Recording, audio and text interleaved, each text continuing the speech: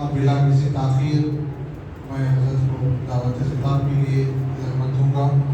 علامہ کا میں استقبال کرتا ہوں۔ حافظ وقاری علامہ مولانا محمد شاکر علی صدیقی قادری کامل جامع نظامیہ ناگر کنڈول تشریف لا چکے ہیں۔ السلام علیکم ورحمۃ اللہ وبرکاتہ۔ الحمد للہ الذي فضل سيدنا ونبينا ومولانا محمد على العالمين جميعا وأقامه يوم القيامة للمذنبين المتلفثين الخطائين الهالكين شفيعا، فصلى الله تعالى وسلم وبارك عليه۔ أما بعد، قال تعالى في القرآن المجيد: أعوذ بالله من الشيطان الرجيم، بسم الله الرحمن الرحيم، سبحان الذي أسرى بعبده ليلا من المسجد الحرام إلى المسجد الأقصى الذي باركنا حوله لنريه من آياتنا إنه هو السميع البصير۔ صدق الله العظيم وصدق رسوله النبي الأمين الكريم، ونحن على ذلك لمن الشاهدين والشاكرين، والحمد لله رب العالمين۔ إن الله وملائكته يصلون على النبي يا أيها الذين آمنوا صلوا عليه وسلموا تسليما۔ اللهم صل على سيدنا ومولانا محمد وعلى آله وأصحابه أفضل صلواتك وعدد معلوماتك وبارك وسلم صلی اللہ تعالیٰ علیہ وآلہ وسلم۔ سوئے طیبہ یہ سمجھ کر ہیں مدینے جاتے، سوئے طیبہ یہ سمجھ کر ہیں مدینے جاتے، یہ وہ روضہ ہے جہاں دل نہیں توڑے جاتے۔ بھول جاتے تھے صحابہ غم و آلام اپنے، بھول جاتے تھے صحابہ غم و آلام اپنے، دیکھ لیتے تھے جو سرکار کو آتے جاتے، دیکھ لیتے تھے جو سرکار کو آتے جاتے۔ کون سرکار کو سرتابہ قدم دیکھے گا، کون سرکار کو سرتابہ قدم دیکھے گا، صرف آنکھوں سے یہ منظر نہیں دیکھے جاتے۔ ان کے کردار کا قد ناپ رہی ہے دنیا، ان کے کردار کا قد ناپ رہی ہے دنیا، جن کے دیوانوں کے قد تک نہیں ناپے جاتے، جن کے دیوانوں کے قد تک نہیں ناپے جاتے۔ محترم بزرگوں اور دوستوں، میں چاہوں گا کہ ایک اور مرتبہ ہم سب مل کر بلند آواز سے یکجٹ ہو کر ایک فضا کو گرماتے ہوئے درود پاک کا نذرانہ پیش کریں۔ پڑھیے بلند آواز سے: اللہم صلی علی سیدنا و مولانا محمد وعلی آلہ واصحابہ افضل صلواتک وعدد معلوماتک وبارک وسلم صلی اللہ تعالی علیہ وآلہ وسلم۔ بزرگ شخصیات، دانشور حضرات، نوجوان ساتھیوں، آج کے اس مقدس معراج النبی صلی اللہ علیہ وسلم کے ذکر کے حوالے سے آپ حضرات کے سامنے میں لب کشائی کرنے کے لیے جا رہا ہوں۔ ظاہر سی بات ہے، کچھ اپنے مدینے والے آقا کا صدقہ لینا ہے اور اپنا نام ان کے مدح خانوں میں لکھانا ہے، اس لیے ہم یہاں پر بیٹھے۔ ایک غلام اپنے آقا کے حضور جب کوئی درخواست لے کر آتا ہے تو درخواست سے پہلے اس کا ذکر کرتا ہے، اس کی تعریف کرتا ہے۔ ایسے ہی ہم اپنے معروضات، اپنے ضروریات اپنے آقا کی بارگاہ میں پیش کرتے ہیں تو اپنے آقا کا چرچا کرتے ہیں، ان کا ذکر پاک کرتے ہیں، ان کی مدح سرائی کرتے ہیں، تاکہ اللہ تعالیٰ اس ذکر کے صدقے میں ہماری مناجات کو پوری فرما دے، ہماری ضرورتوں کو پوری کر دے۔ حضور ہمارے ذکر کے محتاج نہیں ہیں، لیکن ہم خود حضور کے ذکر کے محتاج ہیں کہ اس ذکر سے ہماری زندگی کا گزر بسر ہو رہا ہے۔ صحابہ اکرام سرکار علیہ السلام کی ذات سے کیسی محبت کرتے تھے؟ آپ کی دلچسپی کے لیے ایک واقعہ عرض کر رہا ہوں۔ حضرت زید بن دسینہ رضی اللہ تعالیٰ عنہ، یہ واقعہ بخاری شریف میں موجود ہے۔ حضرت زید بن دسینہ کو قریش کفار نے قید کر لیا، مکہ لے کر آئے اور ان کو ایک ستون سے باندھ دیا، قتل کرنے کا ارادہ کر رہے ہیں۔ حضرت زید جانتے ہیں ان کو قتل کیا جانے والا ہے۔ ابو سفیان جو اس وقت ابھی ایمان نہیں لائے تھے، انہوں نے زید بن دسینہ سے پوچھا، اے زید بتاؤ، اگر تمہاری جگہ محمد صلی اللہ علیہ وسلم کو رکھ دیا جاتا اور تمہیں چھوڑ دیا جاتا تو تم اس بارے میں کیا کہتے ہو؟ تمہاری جگہ محمد صلی اللہ علیہ وسلم کو باندھ دیا جائے، یعنی جس کی وجہ سے تم پھنسے ہو، تمہیں قید کیا گیا، ان کو باندھ دیا جاتا اور تمہیں چھوڑ دیا جاتا تو تمہارا اس میں کیا خیال رہتا؟ تو حضرت زید نے کہا، میرے قتل کی جگہ پر میرے آقا کو رکھنا تو دور کی بات ہے، میں یہ بھی پسند نہیں کرتا کہ کوئی کانٹا مجھے چبھنے کے بجائے انہیں چبھ جائے، کوئی کانٹا مجھے چبھنے کے بجائے انہیں چبھ جائے، میں یہ بھی پسند نہیں کرتا۔ ابو سفیان نے حالت کفر میں وہ ایک تاریخی جملہ کہا جو بخاری شریف میں موجود ہے، کہا، ما رأیت من الناس احدا یحب احدا کحب اصحاب محمد محمدا۔ کیا مطلب ہے؟ میں نے لوگوں میں سے کسی کو کسی سے اتنی محبت کرتے نہیں دیکھا جتنی محمد صلی اللہ علیہ وسلم کے صحابہ محمد صلی اللہ علیہ وسلم سے کرتے ہیں۔ نبی کے صحابہ جتنی محبت نبی سے کرتے ہیں، کائنات میں، دنیا میں میں نے کسی کو اتنی محبت کسی سے کرتے ہوئے میں نے نہیں دیکھا۔ ہائے، یہ صحابہ کا جذبہ ایمانی تھا۔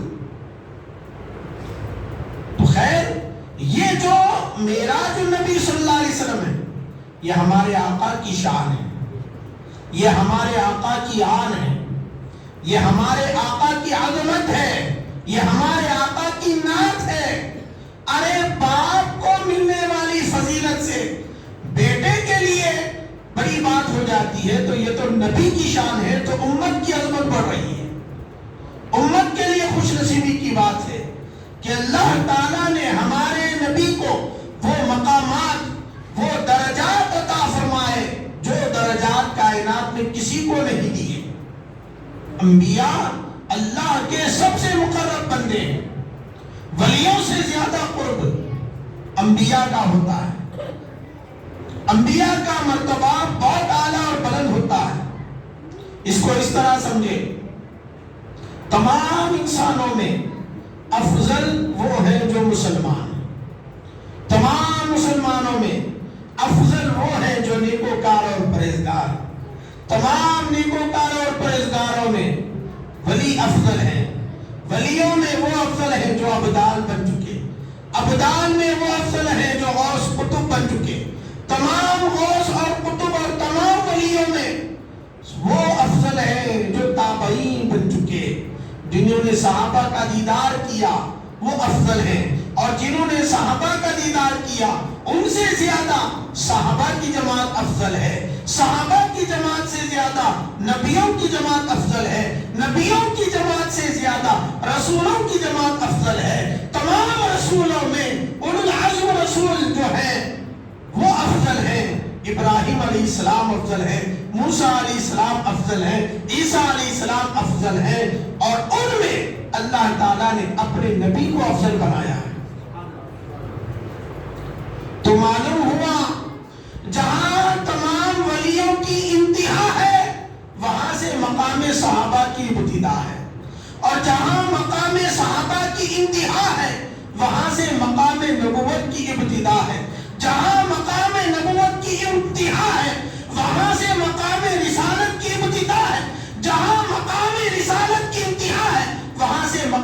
محمدی کی ابتدا ہے، وہاں سے مقام محمدی کی ابتدا ہے۔ اللہ تعالیٰ نے اپنے حبیب کو بے پناہ عظمتوں سے نوازا، انہی کی ایک کڑی یہ واقعہ معراج ہے جس کا ذکر کرنے کے لیے ہم یہاں پر بیٹھے۔ عجیب بات ہے، لوگ کہتے ہیں کہ بھئی وہ تو 1400 سال پہلے فضیلت ملی تھی، آج کے دور میں ذکر کرنے کی کیا بات ہے؟ پھر مجھے بتاؤ 76 سال پہلے 1950 میں قانون بنا تھا، پھر یوم جمہوریہ 76 سال کے بعد کیوں منا رہے ہو؟ ارے بھائی واقعہ ایک مرتبہ ہوتا ہے، لیکن جب جب وہ تاریخ آتی ہے خوشی دوبارہ تازہ ہو جاتی ہے، خوشی میں دوبارہ کی آ جاتی ہے۔ جب جب وہ دن آتا ہے، جب جب وہ لمحے آتے ہیں، وہ واقعہ تازہ ہو جاتا ہے، وہ خوشی تازہ ہو جاتی ہے۔ ایسے ہی ہمارے نبی پاک صلی اللہ علیہ وسلم کو جو اللہ تعالیٰ نے عز و شان سے سرفراز کیا، وہ واقعہ گزرا، لیکن بار بار اس کو تازہ کیا جاتا ہے جب جب 27ویں رجب کی شب آتی ہے۔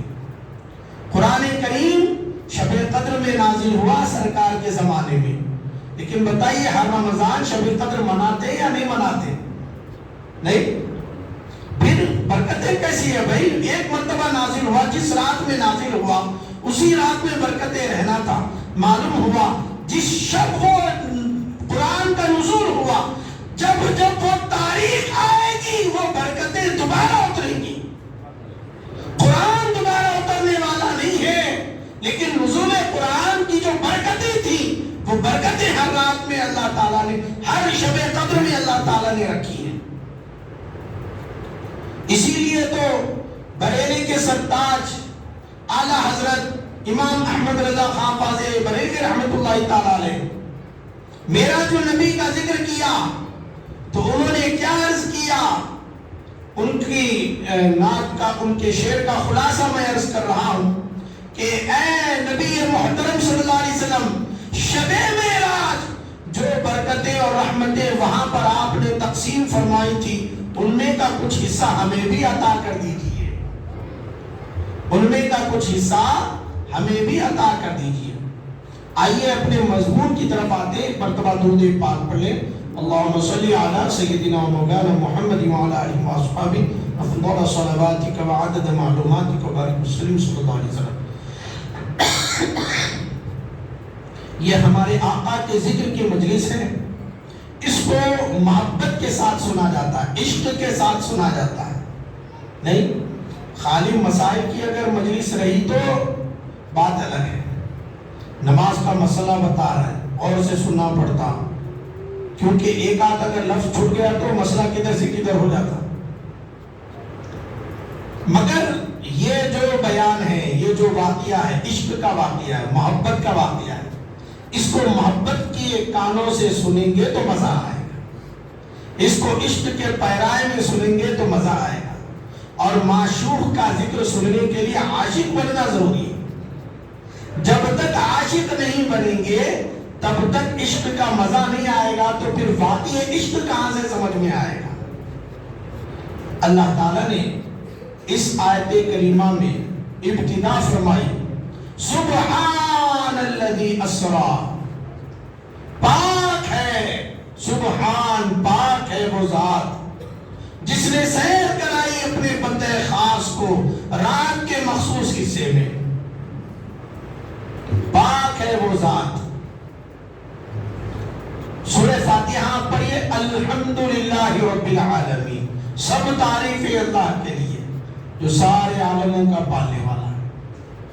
تو کئی سوروں کا آغاز الحمد سے ہوا، لیکن اس سورے کا آغاز سبحان سے ہو رہا ہے۔ تو بارہلا لفظ سبحان سے کیوں آغاز فرما رہا ہے؟ پتا چلا لوگ، رب جانتا تھا لوگ سوالات کریں گے، محبوب نے یہ سفر کیسے کیا؟ ایک عام بشر ہو کر پلک جھپکتے مختصر سے وقت میں مسجد حرام سے مسجد اقصیٰ کا سفر کرتے ہیں، مسجد اقصیٰ سے آسمانوں کی سیر پر نکلتے ہیں، آسمانوں سے سدرۃ المنتہا کو جاتے ہیں، وہاں سے قاب قوسین کی منزلوں پر پہنچتے ہیں۔ ایک عام بشر عالم دنیا سے عالم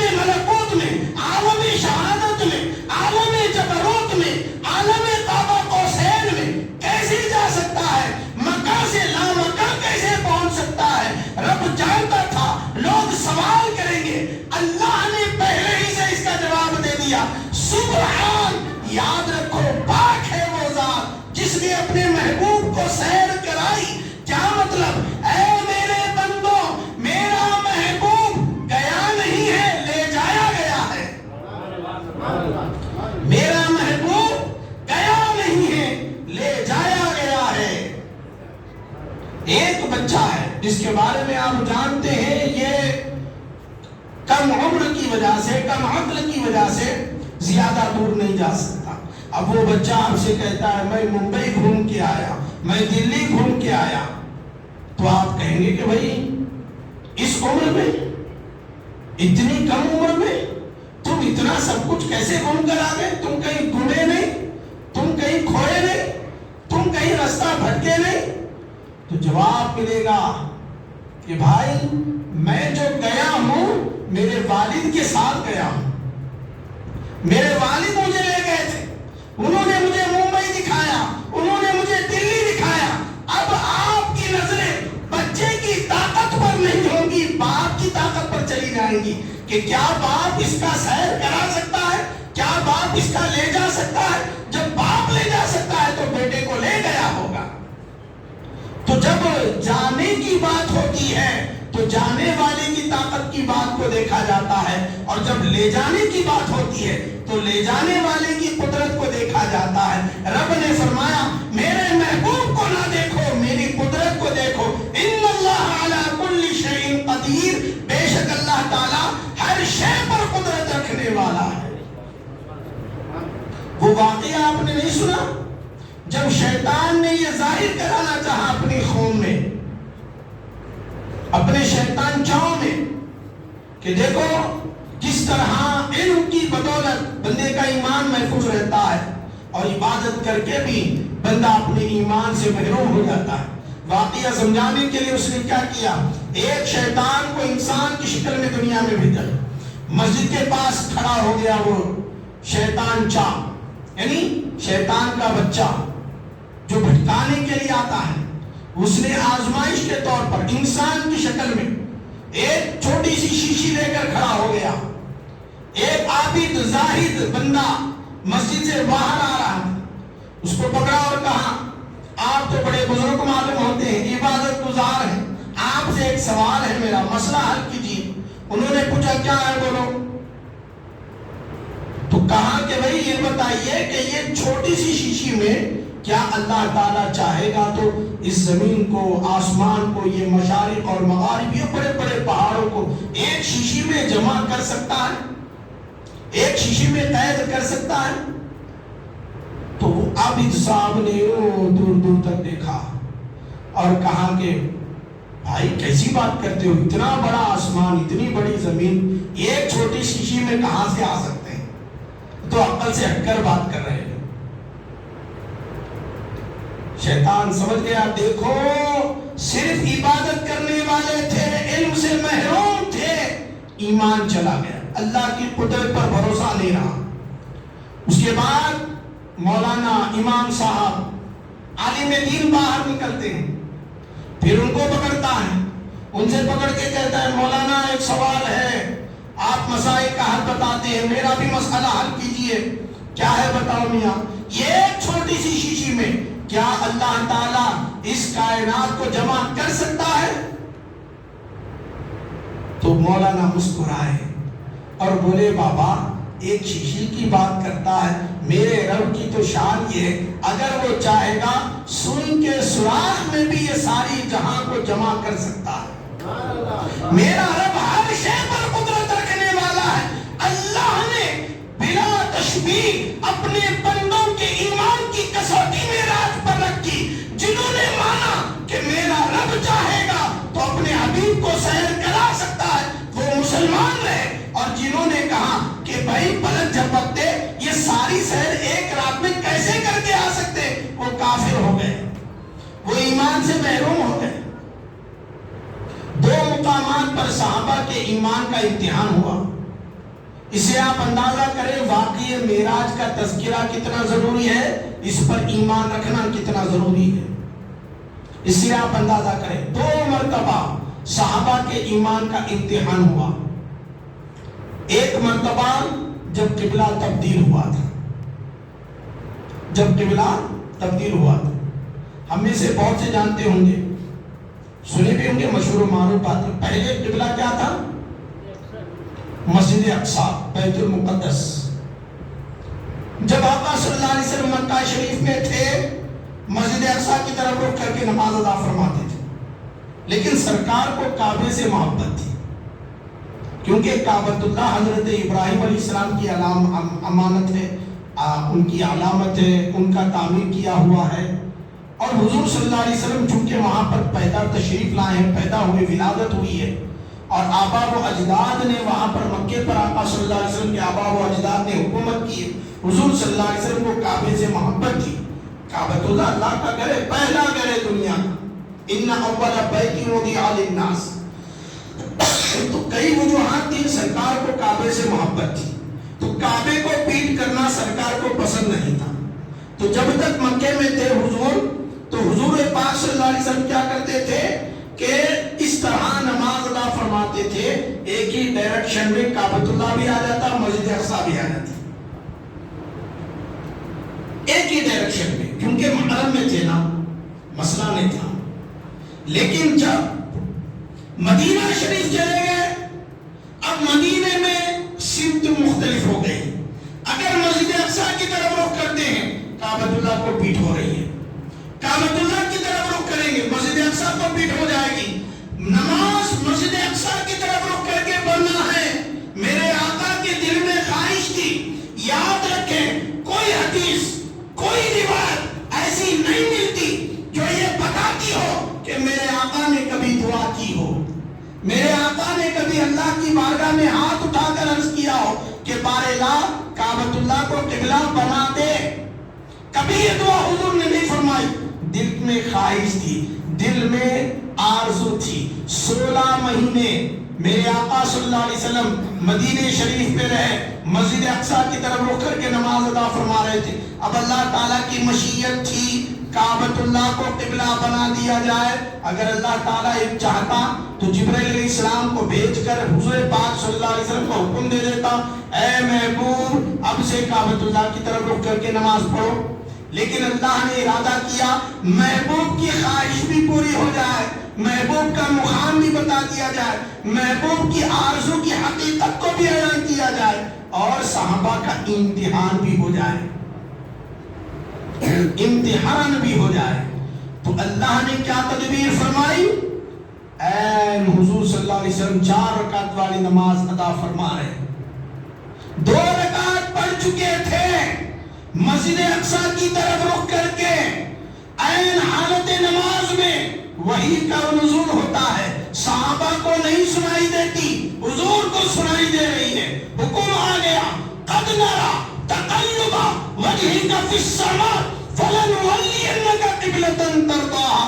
محبوب آپ کے چہرے انور کو بار بار آسمان کی طرف اٹھتا ہوا ہم دیکھ رہے ہیں. ہائے، بار بار آسمان کی طرف اٹھتا ہوا دیکھ رہے. فَلَنُوَلِّيَنَّكَ قِبْلَةً تَرْضَاهَا. تو ہم بدل دیتے ہیں تمہارے لیے وہ قبلہ جس پر آپ راضی ہیں، وہ قبلہ بدل دیتے ہیں جس پر آپ راضی ہیں. یہ شعر کوئی جذبات میں لکھا ہوا نہیں، بلکہ حقیقت کی بنیاد پر لکھا ہوا ہے.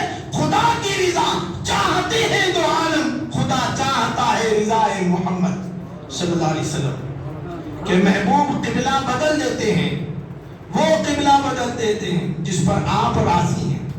معلوم ہوا میرے سرکار کو دعا کرنے کی بھی ضرورت نہیں، دل میں آرزو آ جائے تو اللہ پوری کر دیتے ہیں. نہیں، اس سے ایک نقطہ سمجھ لیں، اس سے ایک نقطہ سمجھ لیں. حضور جانتے تھے حضرت امام حسین رضی اللہ تعالیٰ عنہ کو کربلا میں شہید کیا جانے والا ہے. سرکار نے دعا بھی نہیں کی اور دل میں آرزو بھی نہیں کی کہ ایک بچا لیا جائے. اگر آرزو بھی کر دیتے تو اللہ تعالیٰ بچنے کا انتظام بناتے تھے، لیکن حضور نے آرزو بھی نہیں کی. تو حضور چاہتے ہی تھے کہ انبا سے شہید ہو جائے، امت کو ایک امام علی مقام کے ذریعے سے دین کو مضبوط کیا جائے. الغرض محترم بزرگوں اور دوستوں، اب صحابہ کا امتحان کیسے ہوا؟ ہم نے دیکھ لیا. اگر نماز کے بعد حکم آتا صحابہ کے لیے تھوڑا سا ریلیف، تھوڑا آرام مل جاتا کہ بھئی نہیں، اگلی نماز کعبۃ اللہ کی طرف رخ کر کے پڑھنا ہے، اللہ کا حکم آ چکا ہے. کس کا حکم آ گیا ہے؟ اللہ کا حکم آ گیا ہے.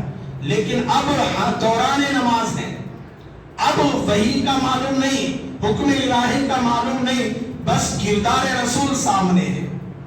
عین حالت نماز میں 2 رکعت پڑھ چکے، حضور کو جیسے ہی حکم آ گیا محبوب ہم قبلہ بدل دیتے ہیں، آپ رخ کر لیجئے، تو آقا صلی اللہ علیہ وسلم عین حالت نماز میں چہرے کو پھیر لیتے ہیں، پلٹ جاتے ہیں، کعبۃ اللہ کی طرف رخ کر لیتے ہیں. صحابہ اکرام کے ایمان پر قربان جائیں، جیسے ہی دیکھا مصطفیٰ نے رخ بدل دیا، سمجھ گئے رب نے قبلہ بدل دیا ہے. سمجھ گئے رب نے قبلہ بدل دیا، لہذا صحابہ بھی پلٹ گئے، صحابہ بھی پلٹ گئے. اب آپ اندازہ کریں، سرکار جب پلٹے صحابہ بھی پلٹے. امام صاحب اب تک آگے تھے، اب سب سے پیچھے ہیں. نہیں، اب تک آگے تھے اب پیچھے ہیں. لیکن آن عین نماز میں صحابہ جانتے تھے قبلہ بدل گیا، مصطفیٰ پلٹ گئے، اب مصطفیٰ امام ہے، لہذا راستہ دے دیا، سرکار آگے بڑھے. اور پھر حضور نے باقی 2 رکعتیں کعبۃ اللہ کی طرف رخ کر کے مکمل فرمائی. اللہ نے کوئی شکوک و شبہات باقی نہ رہے، قرآن کریم نے اس کو واضح بھی کر دیا. عین حالت نماز میں قبلہ کیوں بدلا گیا، عین حالت نماز میں قبلہ کیوں بدلا گیا، اللہ نے واضح کر دیا. وَمَا جَعَلْنَا الْقِبْلَةَ الَّتِي كُنْتَ عَلَيْهَا إِلَّا لِنَعْلَمَ مَن يَتَّبِعُ الرَّسُولَ مِمَّن يَنقَلِبُ عَلَىٰ عَقِبَيْهِ. محبوب ہم نے جو قبلہ بدل دیا صرف اس لیے بدل دیا تاکہ ہم یہ ظاہر کر دیں کون تمہاری پیروی میں ایڑیوں کے بل پلٹنے والا ہے، ایڑیوں کے بل پلٹنے والا مومن ہے. اور جو شکوک و شبہات میں رہے گا وہ ایمان سے خارج ہو جائے گا، وہ ایمان سے ہٹ جائے گا.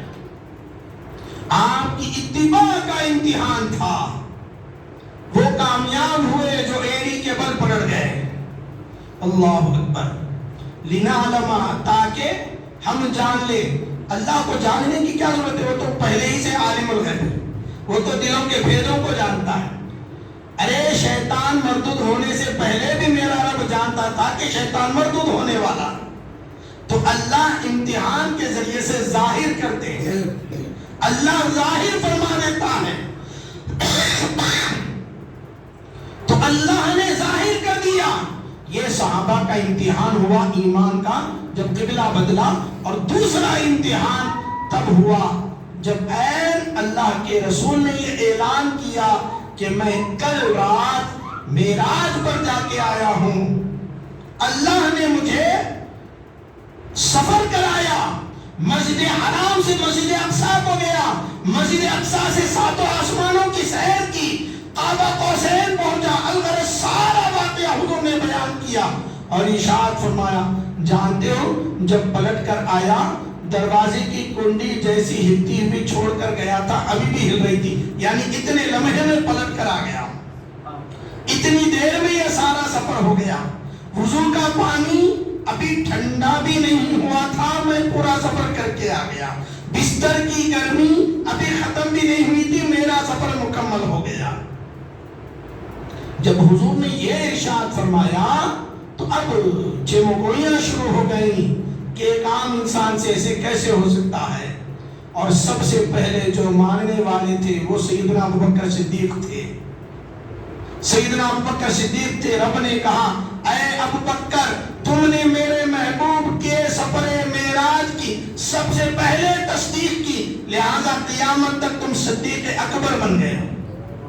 تم صدیق اکبر سب سے بڑی تصدیق کرنے والے. صدیق اکبر کا مطلب کیا ہے؟ سب سے بڑی تصدیق کرنے والے. لیکن جن بزرگوں پر یہ احوال آشکار ہوئے نا انہوں نے بہت پیاری باتیں ارشاد فرمائی. نہیں جو یہ سوال ہوتا ہے کہ بھئی پلک جھپکتے اتنا بڑا سفر کیسے کر کے آئے، تو بزرگان دین نے کئی طرح سے اس کو سمجھایا. حضرت محدث دکن عبداللہ شاہ نقشبندی مجددی قادری رحمۃ اللہ تعالی علیہ فرما رہے ہیں، دیکھو نگاہ ہماری کتنی رفتار رکھتی ہے، آسمان تک جاتی بھی ہے پھر آ جاتی ہے، آسمان تک جاتی ہے اور آ جاتی ہے، نہیں ہماری نظر اتنی تیز ہے، آسمان تک جاتی ہے اور آ جاتی ہے۔ ارے میرے آقا تو نگاہ سے بھی زیادہ لطیف ہے، وہ جا کر آ جائے تو کیا تعجب کی بات ہے، نہیں؟ یہ سارے مسئلے تب نکلتے ہیں جب نبی کو اپنے جیسا سمجھتے ہیں، جب نبی کو اپنی طرح سمجھا، اپنی طرح کمزور تصور کیا، جس طرح ہماری روح ہمارے مٹی کے جسم میں قید ہے، اگر ہم اسی طرح معاذ اللہ اپنے نبی کو سمجھتے ہیں تو اس میں شکوک و شبہات بڑھ جاتے ہیں۔ لیکن اگر یہ مان لیا جائے میرے نبی کی شان مختلف، میرے نبی کا جسم مبارک مختلف، میرے نبی کی روح مبارک مختلف، تو پھر مسئلہ ہی ختم ہو جائے، مسئلہ ہی ختم ہو جائے کہ میرا گھر خاک پر تیری رہ گزر سدرۃ المنتہا۔ جس کا یہ عقیدہ بن جائے کہ میرے آقا مختار کائنات ہیں، اللہ نے حضور کے ہاتھ میں اختیارات دیے ہوئے ہیں، تو مسئلہ ہی ختم ہو جائے۔ یاد رکھ لیں، عقیدے کی بات آپ کو بتا رہا ہوں، ایمان کی بات آپ کو بتا رہا ہوں۔ یہ جو ہمارا جسم ہے نا دنیا میں، یہ ہمارا جسم کمزور ہے، جب آخرت میں اللہ تعالیٰ دوبارہ پیدا کرے گا تو یہ جسم اب اس طرح کمزور نہیں رہے گا، طاقتور ہو جائے گا۔ اسی لیے دنیا کی آنکھ، دنیا میں ہم اللہ کا دیدار نہیں کر سکتے، لیکن جب جنتی جنت میں چلے جائیں گے تو اللہ کا دیدار کریں گے۔ معلوم ہوا وہ آنکھ نہیں رہے گی جو دنیا میں تھی، اب جنت میں آنکھ مختلف ہو گئی۔ یہ آنکھ میں اللہ نے قدرت رکھ دی ہے، وہ طاقت دے دی ہے۔ دنیا میں کھاتے تھوڑا زیادہ کھا لے بدہضمی ہو جائے گی، لیکن جنت میں کتنا بھی کھائیں بدہضمی نہیں ہوگی، بدہضمی نہیں ہوگی، جو چاہے کھائیں بدہضمی نہیں ہوگی۔ دنیا میں اختیارات نہیں ہے جسم پر، لیکن جب جنت میں اللہ تعالیٰ داخل کرے گا تو جسم مختلف ہوگا۔ لیکن میرے آقا کی شان یہ ہے، جنت میں جو جسم ملنے والا ہے اللہ نے دنیا ہی میں وہ جسم مبارک کے ساتھ حضور کو پیدا فرمایا ہے۔ اسی لیے سرکار کے نگاہوں میں وہ طاقت ہے کہ حضور اگر علیہ السلام اگر چاہے ٹک ٹکی لگا کر اللہ کا دیدار کر سکتے ہیں، ٹک ٹکی لگا کر اللہ کا دیدار کر سکتے ہیں۔ اسی لیے تو اللہ نے فرمایا محبوب یہ سورج میں وہ تاب نہیں کہ ہماری تجلی کو برداشت کر سکے، یہ چاند میں وہ تاب نہیں کہ ہماری تجلی کو برداشت کر سکے، یہ زمین میں وہ قوت نہیں کہ ہماری تجلی کو برداشت کر سکے۔ آپ کی نگاہ ہمارا دیدار کر سکتی ہے، لیکن یہ دنیا اس قابل نہیں کہ ہمارا دیدار آشکار ہو جائے، پردے اٹھا دیے جائیں۔ محبوب زمین چھوڑ کر آ جاؤ، تحت الثری چھوڑ کر آ جاؤ، آسمانوں کی بلندی کو نیچے کر دو، سدرۃ المنتہا کو پار کر دو، کعبہ قوسین کی تنہا منزلوں میں آ جاؤ، ہم آپ کو اپنا دیدار کرانا چاہتے ہیں۔ زمین ختم ہو گئی، سورج نیچے رہ گیا، چاند نیچے رہ گیا، حضور نے اللہ کا دیدار کیا۔ اور سمجھانے والے بزرگوں نے ارشاد فرمایا، اسی لیے میں عرض کرنا چاہتا ہوں، ہمارا یہ بڑا تعجب کی بات ہے کہ ہم اپنے بزرگوں کو مانتے ہیں لیکن ہم جانتے نہیں اپنے بزرگوں کو، مانتے ہیں لیکن جانتے نہیں۔ ارے بھائی جانو ہمارے بزرگان دین کیسے، اللہ نے ہمیں لاوارث نہیں رکھا ہے، نہیں، ہم ان کے آستانے میں ان کے سائے میں زندگی گزارنے والے ہیں۔ ہم خالی جھولی والے کیسے رہ سکتے ہیں؟ ہم دور دراز کے بزرگوں کو مانتے ہیں لیکن اپنے قریبی بزرگوں کو نہیں جانتے۔ اسی لیے میں آپ کو بتا رہا ہوں، حضرت محدث عبداللہ شاہ نقشبندی مجددی قادری رحمۃ اللہ تعالیٰ نے فرصت ملے جاتے رہیں، زیارت کرتے رہیں، ان کی بارگاہ سے توسل لیتے رہے، فیض ملتا رہے گا۔ تو آپ فرماتے ہیں حضور کے جانے آنے پہ شک کرتے ہو، لیکن ذرا دیکھو ہمارا خیال کتنا لطیف ہے. اب تو نگاہ کی بات تھی، نگاہ آسمان تک جاتی ہے اور آ جاتی. خیال کی بات کرو تو خیال تو اب آسمانوں سے اوپر بھی چلا جاتا ہے. یوں آنکھ بند کرو عرش کا تصور، یوں آنکھ بند کرو جو چاہے تصور کرو. بیٹھے بیٹھے مدینہ گھوم آئے، کیا بلانا میرے حضور کا؟ نہیں. ذہن کا سگنل، ذہن کا سیٹلائٹ جس طرف کرو گے ادھر کی شکلیں لے لیتا ہے. خیال جدھر کا کرو ادھر کا خیال آ جاتا ہے اور یوں میں خیال چلا جاتا ہے. بعض لوگوں کو دیکھیے آپ تھوڑی دیر سوچ لیتے بڑھ جاتے، ذرا آپ اشارہ کیجیے ہلو واپس آ گئے. دیکھیے پہلے خیال میں کہاں تھے اور ایک لمحے میں کہاں سے کہاں پہنچ گئے. ارے جب ہمارا خیال آسمانوں سے اوپر تک جا کر پلک جھپکتے نیچے آ جاتا ہے تو میرے سرکار تو خیالات سے بھی زیادہ لطیف ہیں، وہ جا کر آ جائیں تو کیا تعجب کی بات ہے. اللہ نے میرے حضور کو لطیف پیدا فرمایا ہے. نوری بشر ہیں لیکن نوری بشر ہیں. نوری بشر ہیں، جب چاہے جاتے ہیں جب چاہے آتے ہیں، جب چاہے جاتے ہیں جب چاہے آتے ہیں. بخاری شریف کی روایت ہے، تو شب معراج کا مسئلہ ہے نا بھائی. تو بخاری شریف میں آپ دیکھیں آقا صلی اللہ علیہ وسلم نماز پڑھا رہے ہیں، ہاتھ آگے کیا اور پیچھے کر لیا. دوران نماز میں کوئی بھی عمل کرو نوٹڈ ہے کہ بھائی ایسا کیوں کیا. خالی وقت میں ہاتھ کتنا بھی آگے پیچھے کرو مسئلہ نہیں، لیکن نماز کے اندر. اور صحابہ کو کیسے پتا چلا کہ سرکار ہاتھ آگے کر کے پیچھے کر لیے؟ امام صاحب نماز پڑھا رہے ہیں، پورے مسلموں کی نظر کہاں ہے؟ سجدے کی جگہ پہ. تو امام صاحب اگر ہاتھ آگے کر کے پیچھے کر لیے تو پیچھے والوں کو کیسا معلوم ہوتا کہ انہوں آگے کر کے پیچھے کر لیے؟ اگر کوئی بولا بھی مول صاحب آپ نماز کے اندر یہ حرکت کریں تو امام صاحب پکڑ کے پوچھ سکتے کہ میاں تمہارے کو کیسے معلوم؟ ارے یہ تو ہاتھ آگے کر کے پیچھے کرنے کی بات ہے. دوسری روایتوں میں کیا آتا ہے؟ سرکار مسکرائے تو صحابہ کو پتا چل گیا کہ حضور مسکرائے. اب مسکرانے کا عمل تو بالکل قریبی ہے، صحابہ کو کیسے پتا چل گیا؟ پتا چلا صحابہ نماز بھی پڑھتے تھے، رخ مصطفیٰ کو تکتے بھی رہتے تھے. سبحان اللہ. اور ان کی نماز بھی ہوتی تھی، وہ عشق والی نماز پڑھتے تھے اور وہ یہ جانتے تھے کہ حضور کا خیال تو کیا سرکار کا دیدار کرنا نماز کی تکمیل ہے. سبحان اللہ. تو پوچھا یا رسول اللہ صلی اللہ علیہ وسلم آپ نے حالت نماز میں ہاتھ کو آگے کر کے پیچھے کر لیا.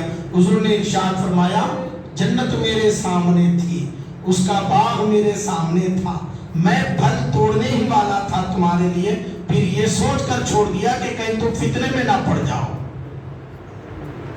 کہیں تم فتنے میں نہ پڑ جاؤ. اب شرح کرنے والوں نے ایک شرح یہ کی کہ جنت کو سرکار سے قریب نہیں کیا گیا، جنت اپنی جگہ پہ تھی، مصطفیٰ اپنی جگہ پر ہے. اللہ نے پردے اٹھا دیے ہیں، اللہ نے راستے کھول دیے تھے، حضور کو جنت نظر آنے لگی. تو مجھے کہہ لینے دیجیے اس حدیث کی جو شرح کی گئی اس کی روشنی میں میرے آقا کی شان یہ ہے زمین پر رہ کر جب چاہے جنت میں ہاتھ ڈالتے ہیں، جب چاہے ہاتھ کو نکال لیتے ہیں. میرے سرکار کی دست کی لطافت کا یہ عالم ہے. تو میرے سرکار شب معراج جا کر آئے تو کیا تعجب کی بات ہے؟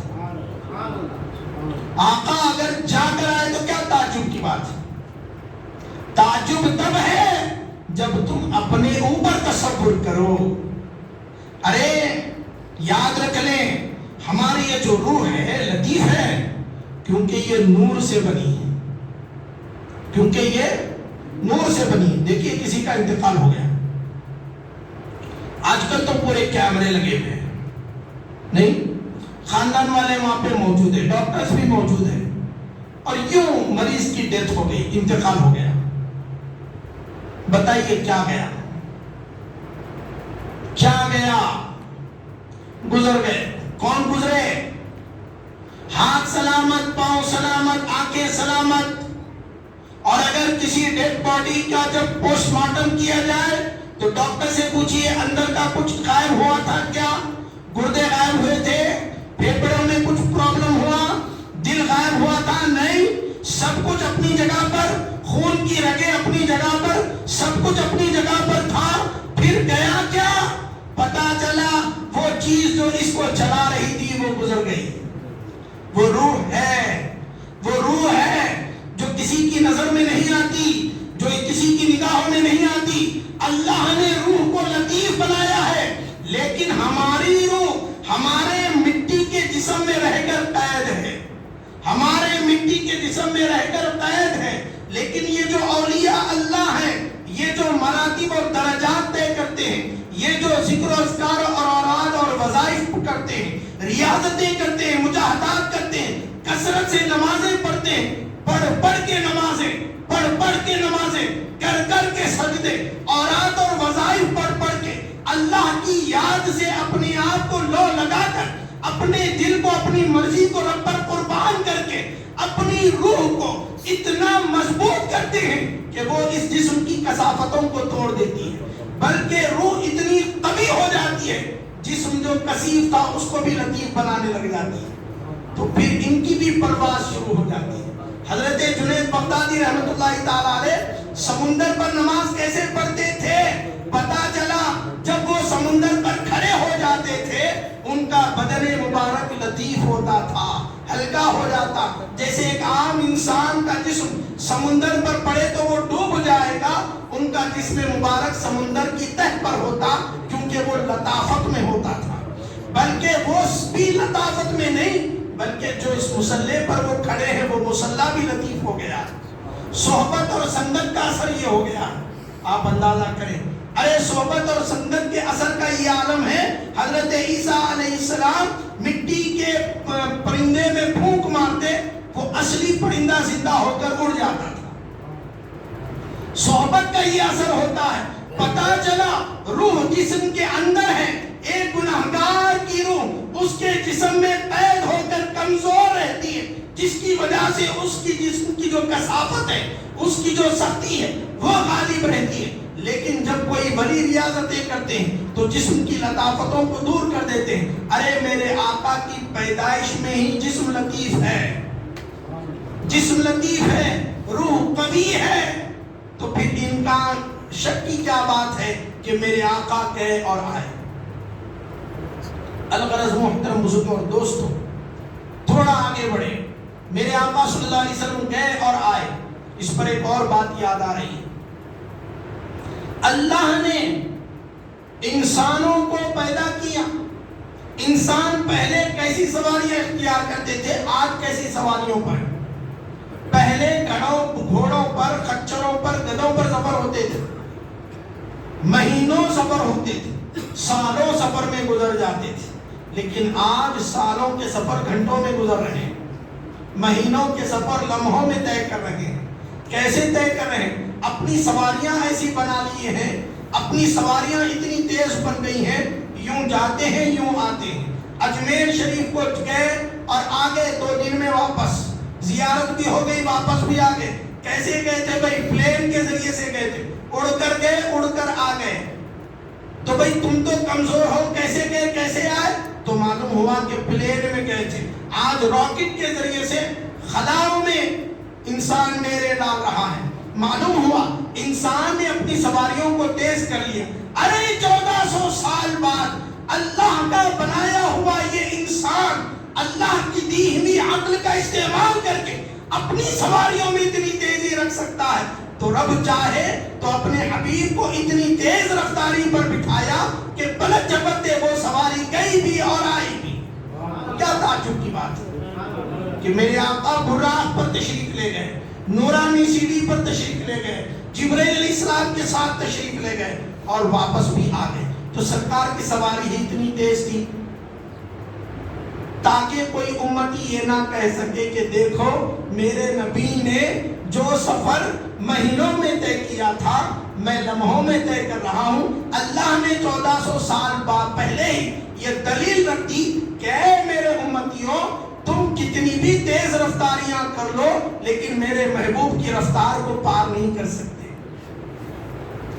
تم چاند تک پہنچ سکتے ہو، سورج سے تم محروم ہو، آسمان کی بلندیوں سے تم محروم ہو، لیکن میرا محبوب تو اتنی بلندی پر پہنچا آسمانی بھی نیچے رہ گئے، میرا محبوب اس سے بھی زیادہ اوپر گزر گیا۔ حضرات محترم، میرے آقا صلی اللہ علیہ وسلم کی شان و عظمت کا کیا کہنا۔ اللہ نے فرمایا سبحان الذی اسرا، سیر کرائی، اپنے محبوب کو سیر کرائی۔ یہ سیر تھی سرکار کی، کیا تھی؟ یہ سیر تھی، پکنک، تفریح، یہ سیر تھی حضور کی۔ سیر تو دن میں ہوتی ہے، یہ رات میں سرکار کو کیوں سیر ہو گئی؟ رات میں اللہ نے سیر کیوں کرائی اور سیر کرانے کی ضرورت کیوں پڑی تھی؟ تو بات واضح ہے، اکثر آپ سماعت کرتے ہیں حضرت ابو طالب جو آقا صلی اللہ علیہ وسلم کے خاص چچا تھے، ان کا انتقال ہو گیا۔ حضرت بی بی خدیجہ الکبریٰ رضی اللہ تعالی عنہا جو آقا صلی اللہ علیہ وسلم پر اپنی جان اور مال قربان کرنے والی زوجہ تھی، بڑی فراخ دل زوجہ تھی، آقا صلی اللہ علیہ وسلم کا بڑا تعاون کرنے والی زوجہ تھی، ان کا بھی انتقال ہو گیا۔ اسی لیے اس سال کو عام الحزن سے یاد کیا جاتا ہے، غم کا سال کہہ کر یاد کیا جاتا ہے۔ اور دوسری طرف جو دوسرے رشتہ دار تھے، ابو جہل، ابو لہب جیسے بدبخت، انہوں نے آقا صلی اللہ علیہ وسلم کو بڑی اذیتیں اور تکلیف دینے کا انتظام کیا ہوا تھا۔ ابو جہل نے کیا کیا؟ میرے آقا صلی اللہ علیہ وسلم کو گھر لے گیا، وہاں ایک کمرے میں لے گیا اور وہاں کمرے میں سونے کی پیٹیاں رکھی ہوئی تھیں، ہیرے جواہرات کی پیٹیاں رکھی ہوئی تھیں، اور حضور کو دکھا کر کہنے لگا بھتیجے اگر تم اپنی تحریک اسلام کو روک دو، اپنی تبلیغ کو روک دو تو یہ سارا مال تمہارا ہے، یہ سب کچھ تمہارا ہے۔ سرکار کے دل پر گرا گزرا، ایک تو بے وقوف کلمہ نہیں پڑھ رہا، اوپر سے دنیا کی دولت مجھے دکھا رہا، دنیا کی دولت مجھے دکھا رہا۔ اللہ نے فرمایا محبوب تمہارے قریبی رشتہ دار چلے گئے اور ایک جو ہے تمہارا وہ بھی تمہیں دنیا کے چھوٹے سے ٹکڑے دکھا کر تکلیف دے رہا ہے۔ محبوب آ جاؤ میرے سفر پہ، تمہیں پتا چلنا چاہیے میں تمہارا ہوں، تم میرے ہو، میں تمہارا ہوں، تم میرے حبیب ہو۔ لوٹ آؤ اس مقام پر جہاں سے تم گئے تھے، آؤ ان قربتوں میں جہاں سے تم گئے تھے، آؤ ان منزلوں میں جہاں سے تم گئے تھے، اور اس نے تمہیں تھوڑے سے دنیا کے ٹکڑے دکھائے ہیں، میں تمہیں جنت دکھا کر خوش کر دوں، میں تمہیں مومنین کا مقام و مرتبہ دکھا کر خوش کر دوں، میں تمہیں تمہارے صحابہ کی منزلیں دکھا کر خوش کر دوں۔ چنانچہ پتہ ہے آپ کو، حضرت محدث دکن نے لکھا ہے جب آقا صلی اللہ علیہ وسلم پہلے آسمان پر پہنچے تھے، وہاں حضرت عثمان غنی کو دیکھا، حضرت عثمان غنی کو دیکھا، پوچھا عثمان تم یہاں پر کیا کر رہے ہو؟ اصل میں حضرت عثمان غنی نہیں تھے، ان کی شکل میں تھے، ان کی شکل تھی، لیکن حضور نے پوچھا عثمان تم یہاں کیسے؟ تو انہوں نے عرض کیا یا رسول اللہ رات کی نمازوں کی برکت سے یہاں پہنچا، رات کی نمازوں کی برکت سے یہاں پر پہنچا۔ اللہ نے حضور کو خوش کرنے کے لیے، راضی کرنے کے لیے ایک عظیم سیر کرائی، اسرا بعبدہ، اپنے بندے کو سیر کرائی، اپنے بندے خاص کو سیر کرائی۔ عبد اور ہے، عبدہ اور ہے، بندہ بننا الگ بات ہے، خاص بندہ بننا الگ بات ہے۔ بندوں میں اللہ کے خاص بندے اللہ کے نبی ہیں، نبیوں کو بھی اللہ نے معراج کرائی، لیکن آپ دیکھیں نبیوں کی معراج، دوسرے نبیوں کی معراج اور ہمارے آقا کی معراج کتنی مختلف معراج ہے۔ ادریس علیہ السلام کو اللہ نے معراج کرائی، کیسے معراج ہوئی؟ ادریس علیہ السلام کی یونس علیہ السلام، معاف کیجئے، یونس علیہ السلام کی قوم ایمان نہیں لا رہی تھی، نافرمان تھی، بات کو قبول نہیں کر رہی تھی، یونس علیہ السلام نے بارہا تعلیم دی، نہیں سن رہے تھے۔ اللہ نے فرمایا اے یونس ان سے کہہ دو اگر ایمان نہیں لائیں گے فلاں تاریخ میں فلاں وقت میں عذاب آ جائے گا۔ چنانچہ یونس علیہ السلام نے ان کو یہ پیغام دے دیا۔ انہوں نے جب شروع میں سنا تو مذاق بنانے لگے کہ بڑا آئے گا عذاب، دیکھیں گے جب آئے گا۔ چنانچہ وقت گزرتا گیا، جب عذاب کا وقت قریب آ رہا تھا، یونس علیہ السلام سمجھ گئے بڑے ڈھیٹ لوگ ہیں، بڑے سخت لوگ ہیں، یہ قائم ہونے والے نہیں ہیں، لہذا بہتر ہے اس مقام کو چھوڑ کر چلا جایا جائے تاکہ جب عذاب آئے تو ہم گرفتار نہ ہوں۔ لیکن یونس علیہ السلام، دیکھیے بڑوں سے بڑا معاملہ ہوتا ہے نہیں، یونس علیہ السلام اللہ کے پیغمبر تھے، شہر چھوڑا لیکن چھوڑنے سے پہلے اللہ سے اجازت نہیں دی، ایسے ہی چھوڑ کر نکل گئے، دور جا کر بس گئے۔ اب وہ وقت کا انتظار کیا، وقت آیا، جب وہ وقت آیا قوم نے یونس علیہ السلام کو تلاش کیا، کہا نہیں بھائی عذاب کا وقت قریب آ رہا ہے، یونس کے پاس جا کر توبہ کر لیتے ہیں ورنہ یقیناً عذاب آ جائے گا۔ جب نبیوں نے اپنی قوموں کو متنبہ کیا اللہ کا عذاب آ کر رہا، ہم پر بھی اللہ کا عذاب آ جائے گا، فوری یونس کے پاس جا کر توبہ کر لو اور ایمان لاؤ۔ لیکن یونس علیہ السلام کو ڈھونڈا، یونس علیہ السلام نہیں ملے، بہت ڈھونڈا نہیں ملے، یہاں تک کہ عذاب کا وقت قریب آ رہا تھا۔ قوم میں سے کسی نے کہا ارے یونس نہیں ہے، یونس کا رب تو موجود ہے، ابھی یونس کا کلمہ پڑھ لو، رب سے توبہ کر لو، عذاب ٹل جائے گا۔ چنانچہ انہوں نے توبہ کر لی، کلمہ پڑھ لیا، عذاب ٹل گیا۔ اب یونس علیہ السلام جہاں پر جا کر رہے، جو اس علاقے سے آتا احوال پوچھتے، کیا حالات ہیں، پتا چلتا کہ بھائی سب الحمدللہ، سب خیریت سے، سب موسم برابر ہے، کوئی مسئلہ نہیں ہے۔ اب یونس علیہ السلام کو واپس اس شہر میں آنے میں حیا ہوئی، میں کیسے آؤں؟ چنانچہ آپ دور جانے کا ارادہ کیے، ایک کشتی میں سوار ہو گئے۔ وہ کشتی جب دریا کے درمیان پہنچی، بھنور میں پھنس گئی، طوفان آنے لگا تو کسی نے اعلان کیا کہ ایسا لگتا ہے ہم میں سے کوئی غلام اپنے مالک سے بھاگا ہوا ہے، اپنے مالک سے اجازت لیے بغیر نکل گیا، شاید اس کی وجہ سے کشتی خطرے میں ہے، ایسا اگر کوئی ہے تو براہ کرم کشتی کو چھوڑ کر نکل جائے۔ تو جیسے ہی اس اعلان کو سنا یونس علیہ السلام نے کہا میں ہی وہ گناہگار ہوں، میں ہی وہ رب کا غلام ہوں جو اپنے رب سے اجازت لیے بغیر شہر کو چھوڑ کر نکل گیا، مجھے دریا میں ڈال دو۔ لوگوں نے کہا کیسی بات کرتے ہو حضور، آپ تو اتنے نورانی چہرے والے بڑے پرہیزگار اور معصوم شخصیت ہیں، آپ سے ایسا کیسے ہو سکتا ہے؟ چنانچہ قرعہ ڈالا گیا، جب قرعہ ڈالے، نام چٹھی اچھالے، یونس علیہ السلام کا نام نکلا، سب کو یقین ہو گیا ان کا ہی مسئلہ معلوم ہو رہا، چنانچہ ان کو دریا میں ڈال دیا۔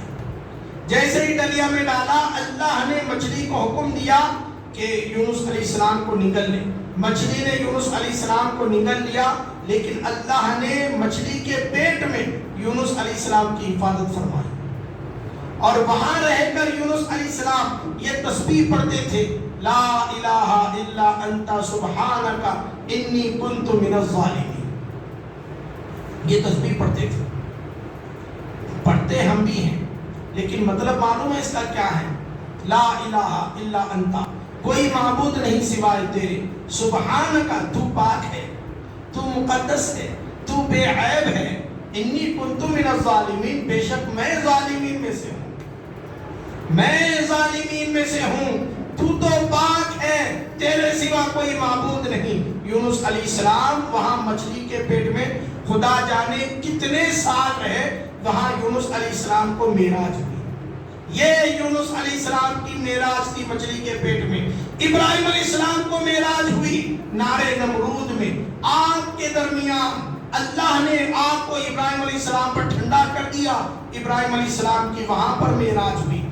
آپ دیکھیں موسیٰ علیہ السلام کی معراج طور پر ہوئی، 30 دن کا وعدہ کر کے اللہ نے اعتکاف کرنے کا حکم فرمایا، طور پہاڑ پر 30 دن اعتکاف کر چکے تھے، لیکن مسواک کرنے کی وجہ سے جو روزے کی جو بو ہوتی ہے وہ بو کم ہو گئی۔ اللہ نے فرمایا موسیٰ وہی بو تو بڑی پیاری تھی جو کم ہو گئی ہے، اس بو کو واپس لانے کے لیے مزید 10 دن کا اعتکاف اور کرو۔ چنانچہ 40 دن کا اعتکاف ہوا، دور پر موسیٰ علیہ السلام کو معراج ہوئی۔ آپ ذرا غور کریں، ایک معراج یونس علیہ السلام کی، ایک معراج ابراہیم علیہ السلام کی، ایک معراج حضرت موسیٰ علیہ السلام کی، اور ایک معراج ہمارے آقا کی ہے کہ ہمارے آقا بستر نبوت پر آرام فرما رہے ہیں حرم کعبہ میں۔ اللہ تعالی جبرائیل علیہ السلام کو، فرشتوں کے سردار کو 70,000 فرشتوں کے ساتھ دنیا میں بھیجتا ہے یہ ارشاد فرما کر کہ اے جبرائیل آسمانوں کو سجا دو، اے جبرائیل جنت کو سجا دو، اے جبرائیل میکائیل سے کہہ دو بارش برسانا بند کر دے، بادلوں کی منتقلی بند کر دے، اسرائیل سے کہہ دو اب کسی کی روح نکالنا نہیں ہے، اپنے کام کو روک دے۔ فرشتے جن جن کاموں پر تھے ان کاموں پر ان کو روک دیا گیا، ان کاموں سے ان کو روکنے کا حکم فرما دیا۔ عبادت کرنے والوں سے کہہ دیا گیا اپنی عبادتوں کو روک دیں اور کھڑے ہو جائیں، سجدہ دھجنا شروع کر دیں۔ حور و غلمان سے کہہ دیں سجدہ سج دھج کر میرے محبوب کے استقبال پر کھڑے ہو جائیں۔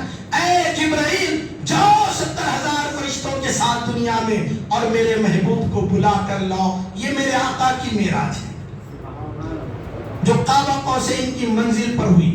لوگ کہتے ہیں آسمانوں پر جانا سرکار کی معراج نہیں، لیکن ایک روایت آپ سماعت کریں، جب حضور صلی اللہ علیہ وسلم مسجد حرام سے مسجد اقصی کی طرف نکلے سارا عالم نور سے بھر گیا۔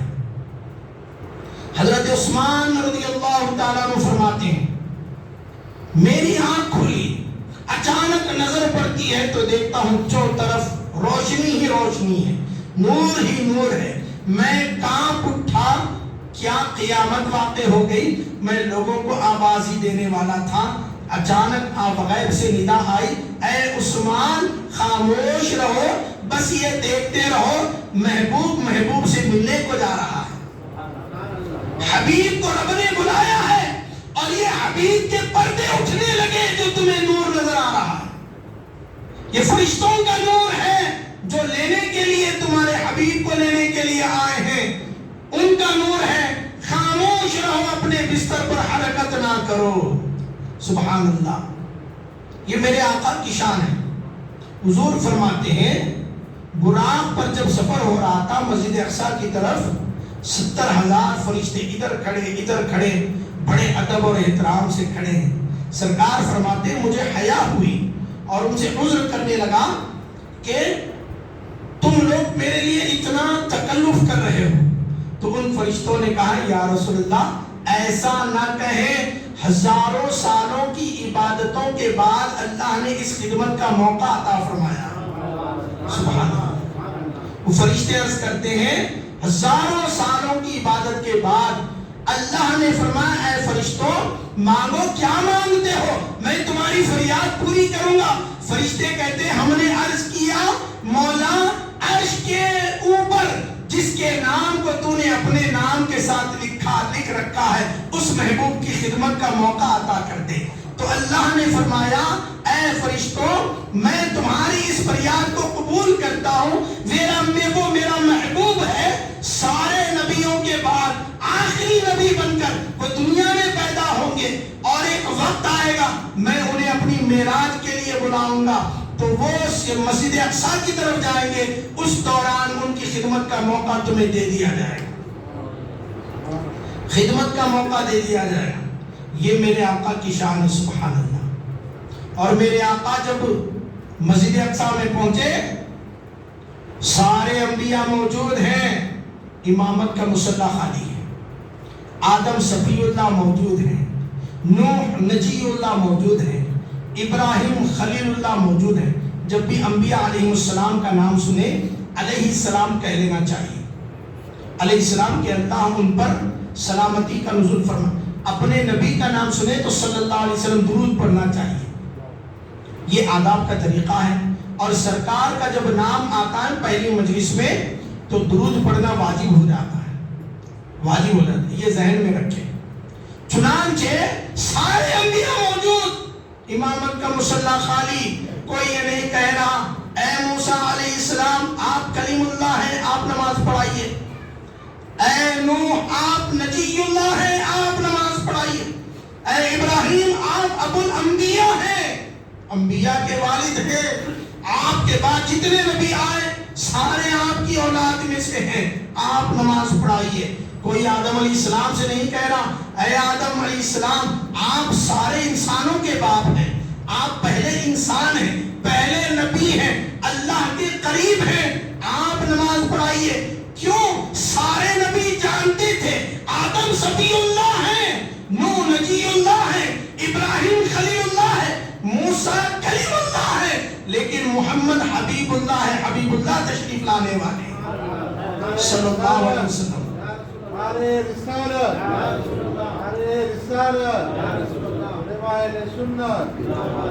اور سرکار جب مسجد اقصی میں پہنچے، سارے انبیاء سرکار سے پہلے آ کر اپنی نبوتوں کا دور گزار کر چلے گئے تھے۔ حضور نے نہیں کسی سے نہیں کہا آپ آگے بڑھیے، سرکار جانتے تھے یہ معراج کی شب ہے، امام بن کر دکھانا ہے، بنانا نہیں ہے، امام بن کر دکھانا ہے۔ میرے آقا صلی اللہ علیہ وسلم تشریف لائے اور سیدھا امامت کے مصلی پر جلوہ گر ہو گئے۔ یہاں پر ایک نقطہ مجھے یاد آیا جو پیچھے چھوٹ گیا تھا ترتیب میں، کہ جب آقا صلی اللہ علیہ وسلم کو لے جایا جا رہا تھا، یاد رکھ لیں حضور تو سو رہے تھے، لیکن سونے کا مطلب یہ نہیں ہے کہ سرکار کا وضو ٹوٹ گیا۔ ہماری نیند ہمارا وضو توڑ دیتی ہے، لیکن سرکار کا وضو نہیں ٹوٹتا، سمجھے آپ؟ مشکات شریف کی روایت ہے، سرکار آرام کریں، دو فرشتے آ کر کاشر اقدس کے پاس گھر کے باہر گفتگو کر رہے تھے، ان کی گفتگو ہو رہی تھی بہر کیف، جو گفتگو تھی اس کی طرف میں نہیں لے جانا چاہتا۔ قصہ مختصر، ایک فرشتے نے دوسرے فرشتے سے کہا بات آہستہ کرو، ان کی آنکھیں بند ہیں، دل جاگتا ہے، ان کی آنکھیں بند ہیں، دل جاگتا ہے۔ ہماری نیند ہمیں غافل کر دیتی ہے، جس کی وجہ سے وضو ٹوٹ جاتا ہے۔ سرکار کی نیند سرکار کو غافل نہیں کرتی، سرکار کو غافل نہیں کرتی، لیکن سرکار علیہ السلام کو جب جبرائیل علیہ السلام نے جگایا، آقا صلی اللہ علیہ وسلم نے وضو فرمایا، وضو فرمایا، اور یہ غسل بھی فرمایا۔ آپ صلی اللہ علیہ وسلم نے غسل مبارک بھی کیا، اشارہ دے دیا اللہ تعالیٰ نے، محبوب آپ اپنی معراج پر آنے والے ہو، لیکن اس معراج میں آپ کی امت کی معراج بھی ہونے والی ہے، امت کو تحفہ عظیم نماز کا دیا جانے والا ہے، لہٰذا ان کے لیے بھی غسل اور وضو کا قانون رکھا جائے گا۔ جس طرح آپ اپنی معراج کو آنے سے پہلے وضو اور غسل فرما رہے ہیں، آپ کی امت کے لیے بھی غسل اور وضو کا انتظام کیا جائے گا۔ اور پھر آقا صلی اللہ علیہ وسلم کے قلب مبارک کو، سینے مبارک کو چاک کر کے قلب مبارک کو نکالا گیا اور نورانی تشت میں رکھا گیا، زمزم شریف سے دھویا گیا۔ قلب مبارک کو نکالا گیا سینے سے، تشت میں رکھا گیا اور دھویا گیا۔ آپ قربان جائیں، سرکار علیہ السلام بے ہوش نہیں ہیں، اگر بے ہوش رہتے سو جاتے، دل نکالنے کے بعد، جسم مبارک سے دل نکالنے کے بعد سرکار سو جاتے، واقعہ کیسے بیان کرتے؟ واقعہ کیسے بیان کرتے؟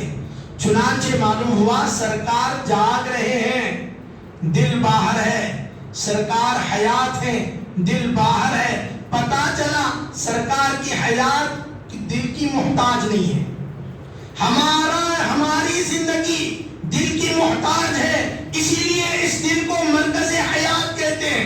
دل نکل جائے، انسان مر جائے، لیکن میرے آقا کا دل باہر نکالا گیا، دھویا گیا، چاک کیا گیا، اس کے اندر انوار و تجلیات کو انڈیلا گیا، لیکن میرے آقا صلی اللہ علیہ وسلم حیات میں ہے۔ معلوم ہوا مرکز حیات باہر ہے، حیات سرکار کے اندر ہے۔ وہ کیا حیات ہے؟ وہ نورانی حیات ہے، وہ ہماری عقل کے سمجھ میں آنے والی حیات ہے۔ اور دل مبارک کو جو دھویا گیا، کس سے دھویا گیا؟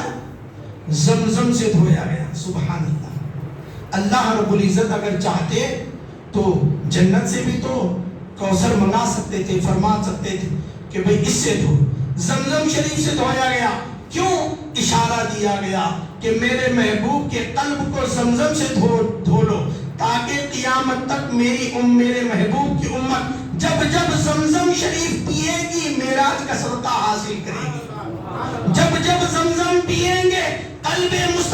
کی وہ جو نورانیت زمزم شریف کو نصیب ہو چکی وہ میری امت تک، میرے حبیب کی امت تک پہنچ جائے گی۔ امت کی سرفرازی کے لیے زمزم کا استعمال کیا گیا۔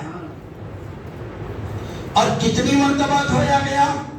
3 مرتبہ دھویا گیا، 3 مرتبہ دھویا گیا۔ اس میں یہ اشارہ مل گیا کہ میرے محبوب کی امت بھی جب اپنی معراج یعنی نماز کی تیاری کریں گے 3 مرتبہ اپنے اعضاء کو دھو کر آنا ہے۔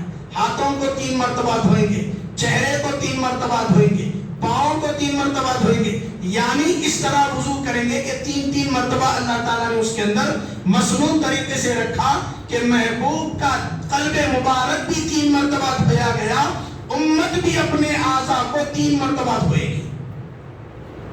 تو یہ چونکہ اس کا تعلق نماز سے تھا، ایک خاص وسیلے سے ہے۔ معراج جہاں تک آقا صلی اللہ علیہ وسلم کی عظمتوں کا بیان ہے وہاں امت کے لیے تعلیم بھی ہے، امت کے لیے تعلیم بھی ہے۔ ایک تعلیم ناصحانہ یہاں پر یہ بھی سمجھ لیں، جب جبرائیل علیہ السلام کو حکم دیا گیا تھا جنت سے براق لے کر جاؤ میرے محبوب کو لانے کے لیے، جبرائیل علیہ السلام جنت میں گئے تو سارے براق چونکہ جان چکے تھے محبوب کی سواری کو چھڑنے کے لیے آئے ہیں، لہذا ہر کوئی اپنے اپنے رونقوں پر شوقی میں تھا، اپنے اپنے جلووں کو بھی کھیل رہا تھا، دکھا رہا تھا۔ اے جبرائیل دیکھو میں کتنا خوبصورت ہوں، اے جبرائیل دیکھو میں کتنا خوبصورت ہوں، اے جبرائیل دیکھو میں کتنا خوبصورت ہوں۔ جبرائیل علیہ السلام دیکھ رہے ہیں ہر براق ایک سے ایک اعلیٰ اپنی جلووں کو نکال رہا ہے، اپنی نورانیت کو نکال رہا ہے، لیکن کونے میں ایک براق تھا جو خاموش کھڑا سر جھکائے تھا۔ میری کیا حیثیت کہ محبوب کے لیے مجھے منتخب کیا جائے، میری کیا حیثیت؟ جبرائیل علیہ السلام فکر مند ہے آخر کس کو چنوں؟ اللہ کی طرف سے حکم آیا اے جبرائیل وہ جو کونے میں خاموش کھڑا ہے اسے لے کر جاؤ، اسے لے کر جاؤ۔ جبرائیل علیہ السلام نے عرض کیا بار اللہ وہ تو خاموش کھڑا ہے اسے کیوں لے جائیں؟ اللہ نے فرمایا ہمیں عاجزی پسند ہے، مرتبہ اس کو ملتا ہے جو عجز و انکساری میں ہوتا ہے، اور جو اکڑتا ہے اسے مرتبے سے محروم کر دیا جاتا ہے۔ آج بھی آپ دیکھیں جو مسلمان عجز و انکساری اور تواضع میں رہتے ہیں اللہ انہیں بلند کر دیتے ہیں، اور جو لوگ اپنے آپ کو انا میں ڈال دیتے ہیں کہ میں ہوں میری خوبی ہے اللہ تعالیٰ انہیں زوال کی طرف لے جاتے ہیں۔ اچھا یہاں پر تو وہ برا خاموش تھا، لیکن جب حضور کی خدمت میں لایا گیا اب ظاہر سی بات ہے اپنے جلووں کو نکال کر اپنی نورانیت کو ظاہر کر رہا کہ محبوب کی سواری بن چکا ہوں، اب کھڑا ہے۔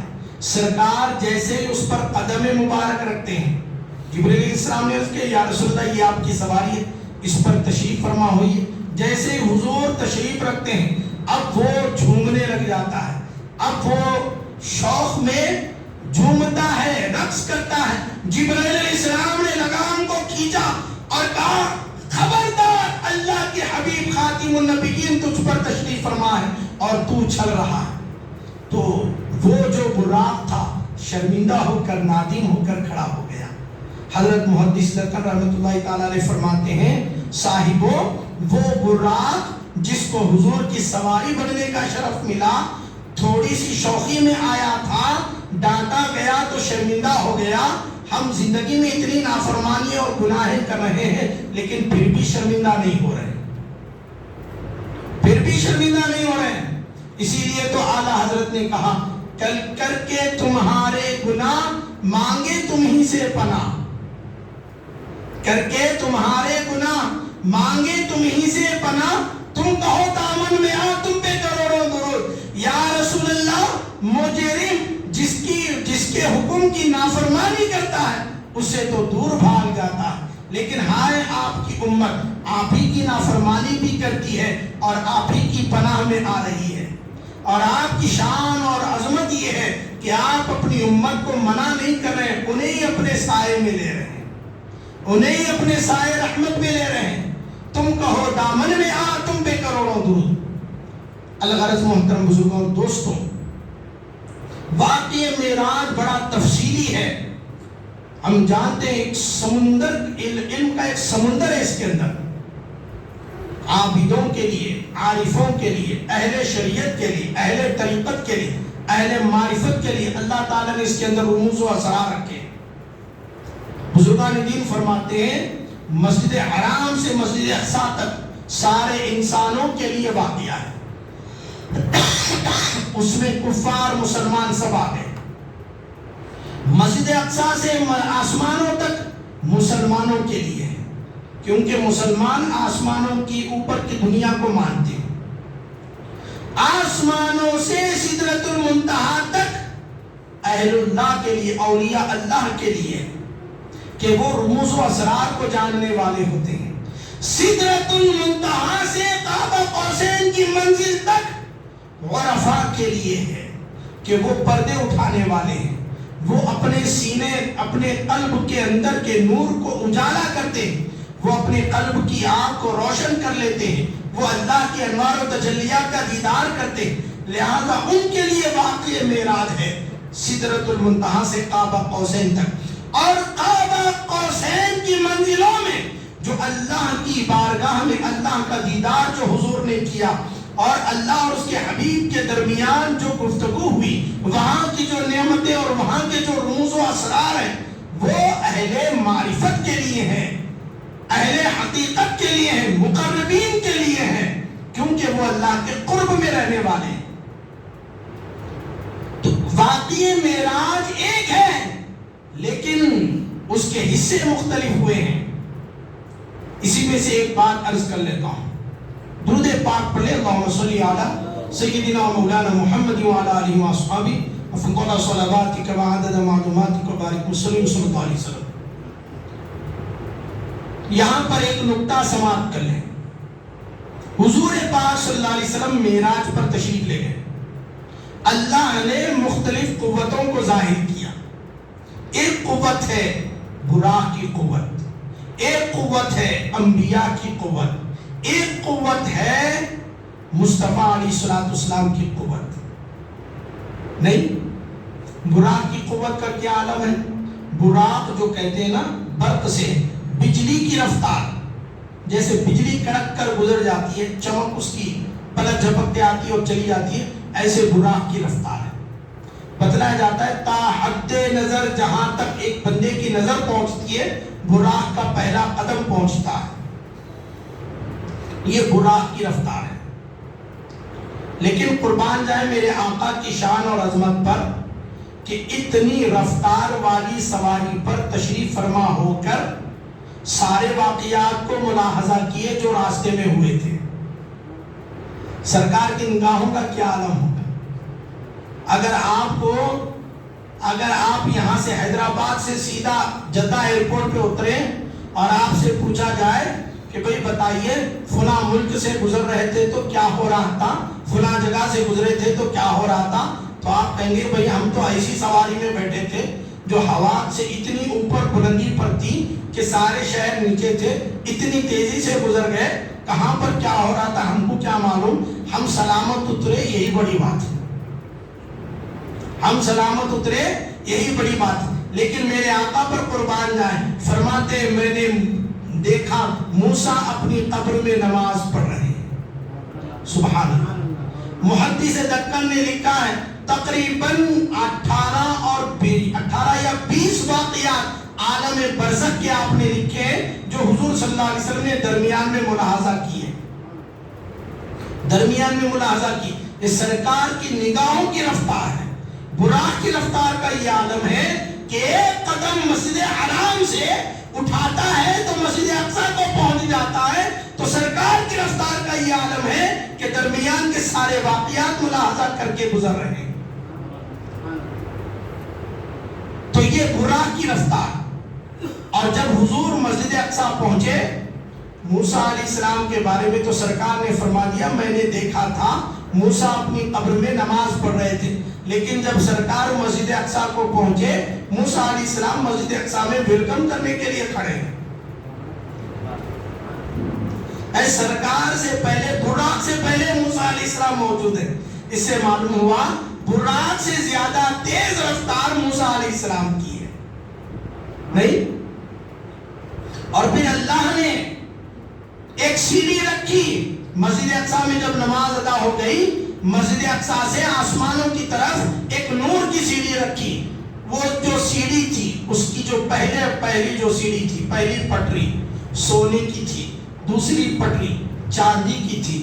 اس طرح روحانی پٹری تھی جس پر سے ارواح گزرتے ہیں. سرکار علیہ الصلوۃ والسلام اس سیڑھی سے ہوتے ہوئے آسمانوں کی طرف گئے، لیکن جب سرکار پہلے آسمان پر پہنچے آدم علیہ السلام سے ملاقات ہو رہی ہے. بتائیے آپ، وہ آدم علیہ السلام جنہوں نے مسجد اقصی میں ودا کیا تھا وہ پہلے آسمان پر استقبال کر رہے ہیں. سبحان اللہ.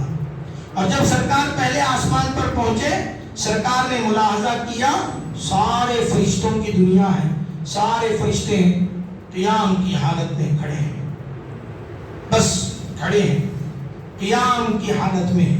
حضور نے پوچھا ہے جبرائیل یہ اس حالت میں کیوں ہے؟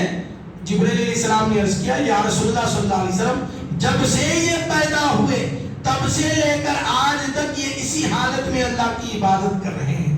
حضور نے اللہ کی بارگاہ میں دعا کی، اے اللہ اس شکل کی عبادت میری امت کو عطا فرما. اللہ تعالیٰ نے نماز میں قیام کو فرض کر دیا کہ وہ فرشتوں کی ادا ہو رہی ہے. آدم علیہ السلام سے ملاقات ہوئی. جب دوسرے آسمان پر پہنچے تو عیسیٰ علیہ السلام سے ملاقات ہوئی. مختلف انبیاء اکرام سے میرے آقا صلی اللہ علیہ وسلم ملاقات کرتے جا رہے. دوسرے آسمان پر آپ صلی اللہ علیہ وسلم نے ملاحظہ کیا تمام فرشتے رکوع کی حالت میں جھکے ہوئے ہیں. حضور نے پوچھا یہ اس حالت میں کیوں ہے؟ جبرائیل علیہ السلام نے عرض کیا یا رسول اللہ یہ اللہ کی عبادت میں اسی طرح ہے جس طرح ان کو پیدا کیا گیا ہے. حضور نے فرمایا مولا اس طرح کی خوبصورت عبادت میری امت کو بھی عطا فرما. اللہ نے نماز میں رکوع کو فرض کر دیا. حضور تیسرے آسمان پر پہنچے ملاحظہ کیا تمام فرشتے سجدے کی حالت میں ہیں، تمام فرشتے سجدے کی حالت میں ہیں. تو حضور نے پوچھا اے فرشتوں تم کیا کر رہے ہو؟ تو تمام فرشتے سر اٹھائے اور السلام علیکم کہا. حضور نے سلام کا جواب دیا اور واپس سجدے میں چلے گئے. جبرائیل علیہ السلام نے عرض کیا یا رسول اللہ صلی اللہ علیہ وسلم یہ اسی طرح پیدا کیے گئے اور قیامت تک اسی طرح عبادت میں مصروف رہیں گے. یہ صرف آپ کو سلام کرنے کے لیے سجدے سے سر اٹھائے.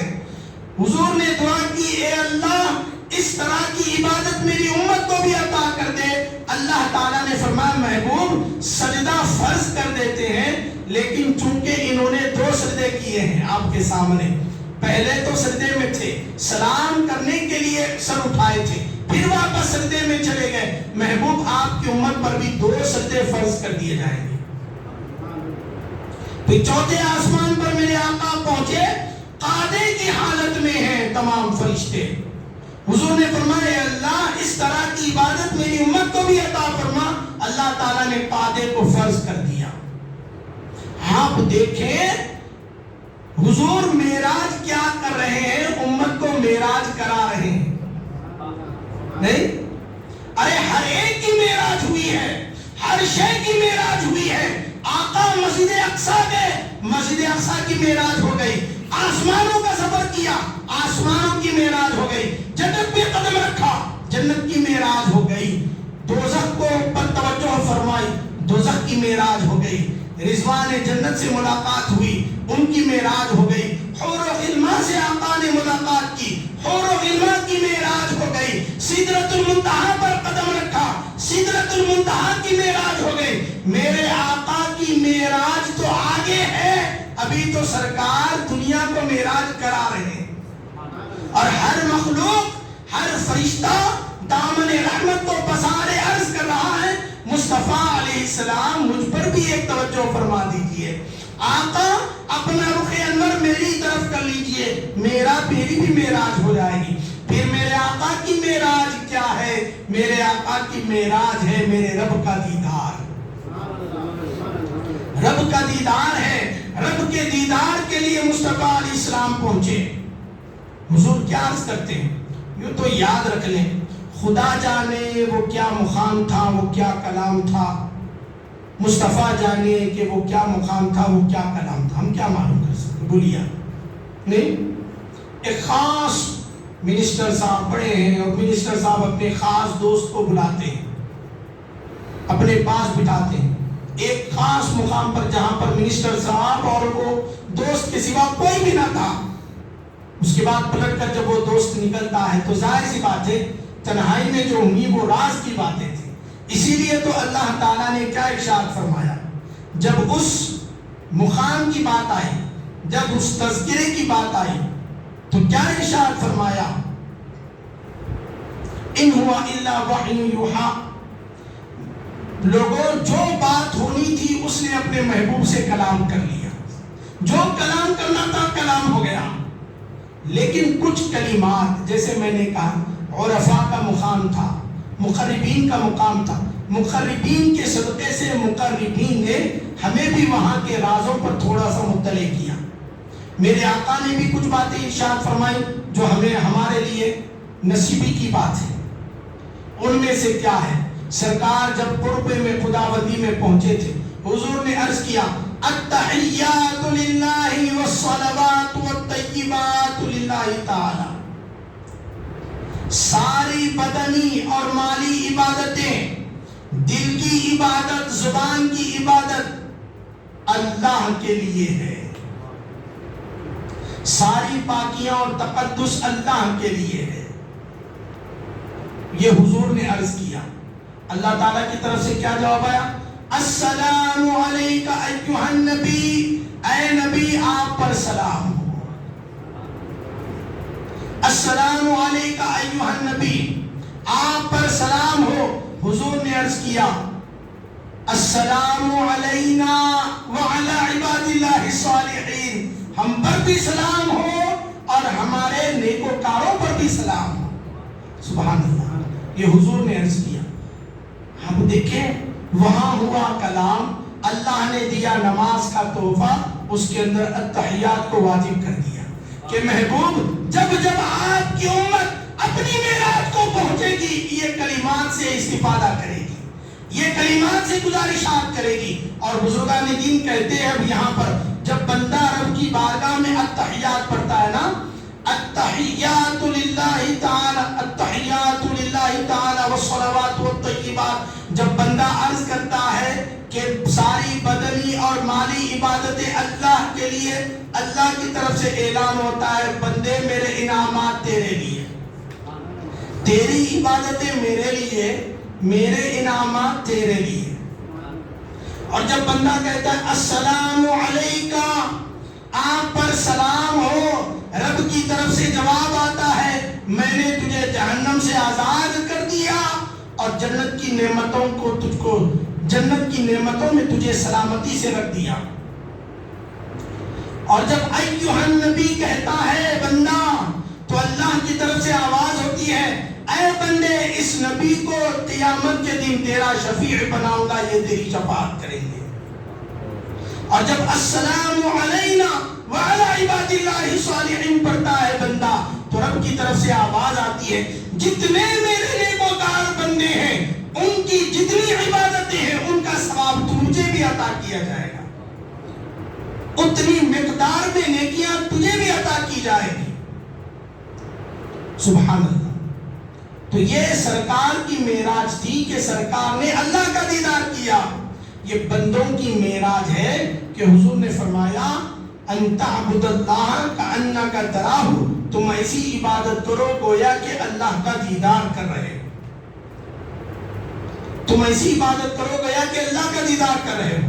یہ بندوں کی معراج ہے، یہ آپ کی معراج کہ آپ خدا تک پہنچے، یہ میری معراج کہ میں آپ کے قدموں تک پہنچا۔ اور آخری بات عرض کر دوں، رب نے جب واپس بلایا تھا، جب بلایا تھا تو کیا ارشاد فرمایا؟ اسرا بعبدہ، اپنے بندے کو بلایا، اور جب لوٹنے کی بات آئی اللہ نے فرمایا والنجم اذا ہوا، قسم ہے ستارے کی جب وہ واپس ہوا۔ مولا جب بلاتا ہے تو عبد کہہ کر بلاتا ہے تاکہ لوگ جان لیں جو آسمانوں پر گیا وہ بندہ تھا، جو کعبہ قوسین آنے کی منزل پہ تھا، وہ بندہ تھا، وہ اللہ کا بندہ تھا، وہاں قرب میں پہنچ کر بھی مصطفیٰ مصطفیٰ تھے، رب رب تھا، وہ خالق ہے، حضور مخلوق ہے، وہ مالک ہے، حضور مملوک ہے، وہ معبود ہے، حضور اس کے عابد ہیں، اللہ مسجود ہے، حضور اس کے ساجد ہیں، ساجد ساجد رہا، مسجود مسجود رہا، مصطفیٰ مصطفیٰ ہے، خدا خدا ہے۔ اللہ نے مصطفیٰ پر اپنی انوار و تجلیات کا نزول فرما کر دنیا میں بھیجا۔ رب یہ دکھانا چاہتا ہے جس طرح عیسائیوں نے عیسیٰ علیہ السلام کو چوتھے آسمان پر مانا تو انہیں خدا سمجھ لیا، عزیر علیہ السلام کو 100 سال تک سویا ہوا دیکھا، انہیں خدا کا بیٹا سمجھ لیا۔ کہیں میرا مصطفیٰ اتنی اوپر تک آ کر، اتنے قرب میں آ کر، لامکان میں آ کر جا رہا ہے، کوئی امتی انہیں خدا نہ سمجھ لے۔ اللہ نے فرمایا اسرا بعبدہ، سن لو وہ بندہ ہی تھا جو وہاں تک پہنچا، لیکن کوئی یہ نہ سمجھ لے کہ واپس آنے کے بعد تو خالی بندہ تھا۔ اسی لیے اللہ نے فرمایا، نجم کہہ کر ارشاد فرمایا کہ بندو جس طرح ستارہ انوار کا مرکز ہوتا ہے، مصطفیٰ بھی جب معراج سے لوٹے انوار و تجلیات کا مرکز بن کر لوٹے ہیں، انوار و تجلیات کا مرکز بن کر لوٹے ہیں۔ اسی لیے حضرت شیخ الاسلام کے شعر پر مکمل کرتے اپنی گفتگو کو کہ جو حضور نے اللہ کا دیدار کیا، حضرت موسیٰ علیہ السلام نے دور پر ایک تجلی کو دیکھا تھا اور بے ہوش ہو گئے، لیکن اس کے بعد موسیٰ علیہ السلام کی بینائی اتنی تیز ہو گئی تھی کہ کالی رات میں کالے پہاڑ پر 10 میل کے فاصلے سے کالی چوٹی کو گزرتا ہوا بھی دیکھ لیتے تھے، اتنی آنکھوں کی قوت بڑھ گئی تھی۔ تو حضرت شیخ الاسلام کہتے ہیں حضرت موسیٰ نے جب دیکھی تجلی طور پر، حضرت موسیٰ نے جب دیکھی تجلی طور پر، گونا دیکھا حق کو، تس پر پڑ گئی ایسی نظر۔ یعنی موسیٰ علیہ السلام نے طور پر اللہ کا دیدار نہیں کیا، اللہ کی ایک چھوٹی سی ایک تجلی پر نظر پڑ گئی تھی، نظر پڑ گئی تھی، گونا دیکھا حق کو، تس پر پڑ گئی ایسی نظر کہ شب یلدا میں 10 فرسخ پہ چونٹی ہو اگر دیکھ لیتے، دور کی رویت کا تھا یہ کچھ یہ اثر، دیکھ لیتے دور کی رویت کا تھا یہ کچھ اثر، پھر جو دیکھا حق تعالیٰ کو شہیدی نے 2 بار، پھر جو دیکھا حق تعالیٰ کو شہیدی نے 2 بار۔ دنیا میں جو بندے جھگڑا کرتے ہیں حضور نے اللہ کا دیدار کیسے کیا، اللہ کا دیدار کیسے کیا، اللہ تعالیٰ فرماتا ہے اَفَتُمَارُونَهُ عَلَى مَا يَرَى، میرے بندو اس بات میں شک کرتے ہو کہ میرے محبوب نے دیدار کیا، وَلَقَدْ رَآهُ نَزْلَةً أُخْرَى، تم ایک بات میں شبہ کرتے ہو، اس نے تو 2 بار کیا ہے، اس نے 2 بار کیا۔ تو شیخ الاسلام فرماتے ہیں پھر جو دیکھا حق تعالیٰ کو شہیدی نے 2 بار، کون سی شے ہے جو حضرت پر نہ ہوتی آشکار، کون سی شے ہے جو حضرت پر نہ ہوتی آشکار۔ اسی لیے ایک مقام پر شیخ الاسلام فرماتے ہیں اے نبی کے امتیوں، جب بھی کوئی عمل کرو یہ سوچ کر کیا کرو کہ تمہارے اعمال مصطفیٰ کی بارگاہ میں پیش ہوتے ہیں، مصطفیٰ جان عالم تمہارے اعمال کو دیکھ رہے ہیں، کہیں ایسا نہ ہو کہ تمہارے اعمال ہو اور مصطفیٰ علیہ السلام پر گراں گزر جائے۔ اللہ تعالیٰ سے دعا ہے مولا کائنات ہمارے اس جلسے کو اپنی بارگاہ میں قبولیت کا درجہ عطا فرما۔ مولا جتنا بولا گیا سنا گیا اس کو سمجھنے مولا، اس سے اپنے قلوب میں مولا ایمان میں بالغی پیدا کر دے، مولا ہمارے دلوں میں مولا تازہ ایمانی کو پیدا کر دے، جذبہ ایمانی کو پیدا کر دے۔ آقا دو عالم صلی اللہ علیہ وسلم سے غلامی کے رشتے کو مولا ہمارے مضبوطی عطا فرما، مولا ہمیں کامل ایمان نصیب فرما، پوری ہدایت عطا فرما۔ جتنی کوششیں اور کاوشیں کی گئی ہیں مولا حضرت مدنی شاہ رحمۃ اللہ تعالیٰ علیہ کا اور سے مبارک کیا گیا پروردگار، اور جتنا بھی انتظامات اس جلسے کیے گئے مولا تمام منتظمین کو جزائے خیر عطا فرما مولا، اس کار خیر کو اپنی بارگاہ میں قبولیت کا درجہ عطا فرما مولا۔ ہمیں نہ دیکھ مولا، تیرے اس مقدس گھر کو دیکھ مولا، تیرے مقدس ولی کے صدقے میں مولا ہم تیری بارگاہ میں دعا کر رہے مولا، ان کے آستانے میں دعا کر رہے مولا، ہماری جھولیوں کو خالی نہ پھیر مولا۔ مولا تیرے در سے خالی جائیں گے تو کس کے در پر جائیں گے؟ تو اگر فریاد نہ سنے گا تو کون ہماری فریاد سننے والا ہے؟ تو نہ اگر ہماری جھولیوں کو بھرے گا تو کون ہماری جھولیوں کو بھرنے والا ہے؟ مولا اگر تو ٹھکرا دے تو ہم برباد اور ہو جائیں گے مولا. ہم تیرے عذاب کو برداشت نہیں کر سکتے پروردگار. ہم کمزور ہیں، لاچار ہیں، مانو کے گناہ گار ہیں، نافرمان ہیں مولا. مگر تو بڑا کریم ہے، تو بڑا رحیم ہے. لا تقنطوا من رحمت اللہ تیرا فرمان ہے مولا. ورحمتی وسعت کل شیء تیرا اعلان ہے مولا. ان آیات کا صدقہ عطا کر دے مولا. ہمارے گناہوں کو معاف کر دے مولا. توبۃ نصوحہ کی منزل عطا فرما مولا. توبہ والی زندگی نصیب فرما مولا. ہدایت والی زندگی نصیب، سچے مسلمان بن کر زندگی گزارے ایسی زندگی عطا فرما مولا. پروردگار عالم ہمارے ملک ہندوستان میں مولا امن و امان عطا فرما مولا. بھائی چارے کی حفاظت فرما مولا. شیر و شکری کی حفاظت فرما مولا. گنگا جمنا تہذیب کی حفاظت فرما پروردگار. ہماری عبادت گاہوں کی حفاظت فرما، ہماری خانقاہوں کی حفاظت فرما، ہمارے مدارس کی حفاظت فرما. ہمارے علماء اور بزرگوں کی عمروں میں برکت عطا فرما. ہم میں جن کے والدین حیات ہیں مولا ان کا سایہ تا دیر قائم رکھ پروردگار. ان کے زیر پرورش پروان چڑھنے کا موقع عطا فرما، ان کی دعائیں لینے کا موقع عطا فرما. اور جن کے والدین دنیا سے رخصت ہو گئے مولا ان کی مغفرت فرما پروردگار. رب ارحمہما کما ربیانی صغیرا، رب ارحمہما کما ربیانی صغیرا. مولا بزرگوں کی عمر میں برکت عطا فرما. مولا بزرگوں کا ادب کرنے کی توفیق عطا فرما. چھوٹوں پر شفقت کے ساتھ پیش آنے کی توفیق عطا فرما. ادب والی زندگی عطا فرما. انانیت سے بچا لے، تکبر سے بچا لے، حسد سے، بغض و عناد سے بچا لے. ہمارے دل کو تمام پلیدی سے پاک کر دے. دلوں سے نفرتوں کو نکال دے میرے مالک. محبتوں کو پیدا کر دے مولا. خاندانوں میں محبتیں عطا فرما، بھائی بھائی میں محبت عطا فرما. امانت داری کی زندگی نصیب فرما، دیانت داری کی زندگی نصیب فرما.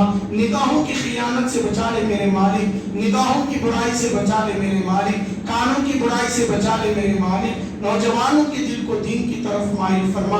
قائدین کے دل کو دین کی طرف مائل فرما. مالداروں کے دل کو دین کی طرف مائل فرما.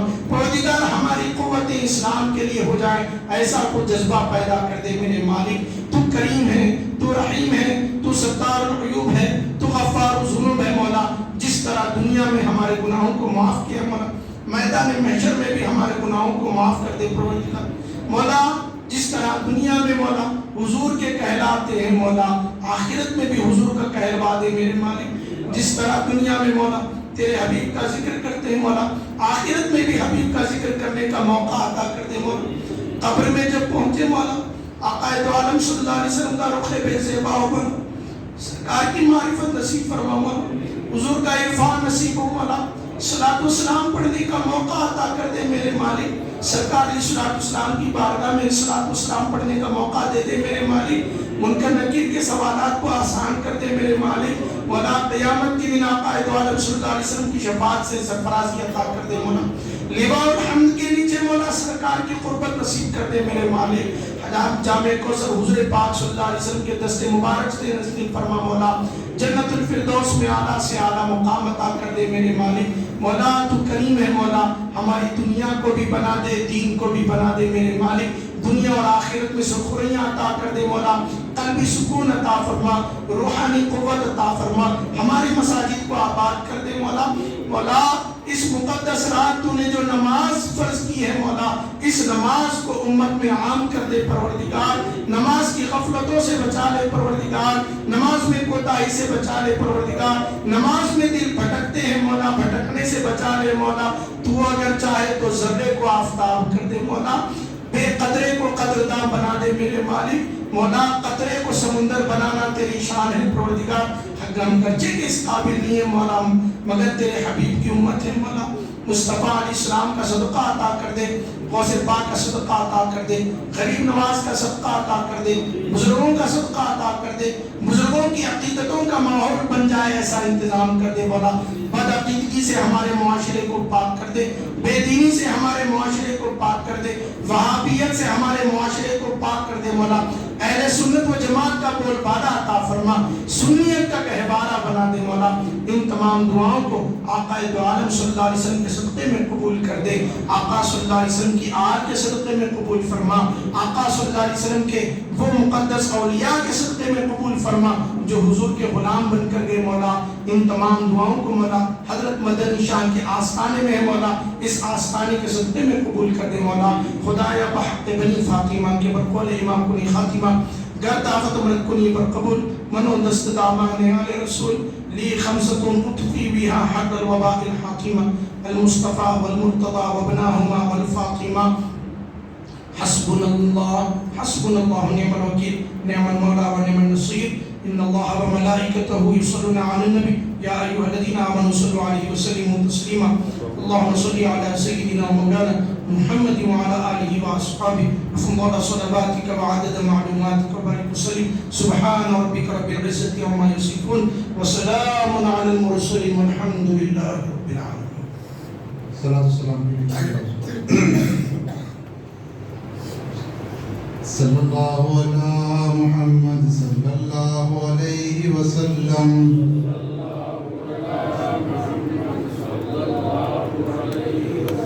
صلی اللہ علی محمد صلی اللہ علیہ وسلم۔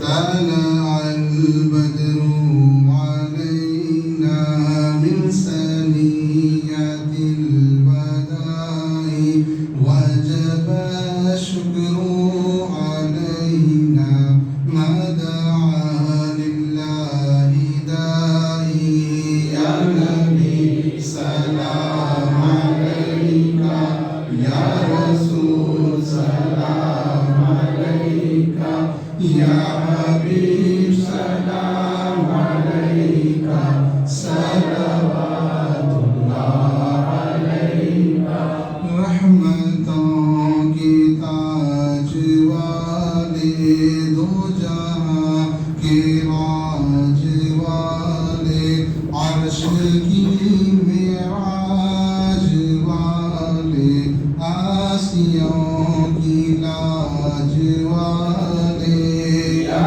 نبی سلام علیک یا رسول سلام علیک یا حبیب سلام علیک صلوات اللہ علیک۔ ارسل اللہ تعالی عندنا نورا مبینا مصطفى ما جاء إلا رحمة للعالمين يا نبي سلام عليك يا رسول سلام عليك يا حبيب سلام عليك صلوات الله عليك۔ دور ہو غم کا کنارہ سرور عالم خدا را، دور ہو غم کا کنارہ سرور عالم خدا را، دیجیے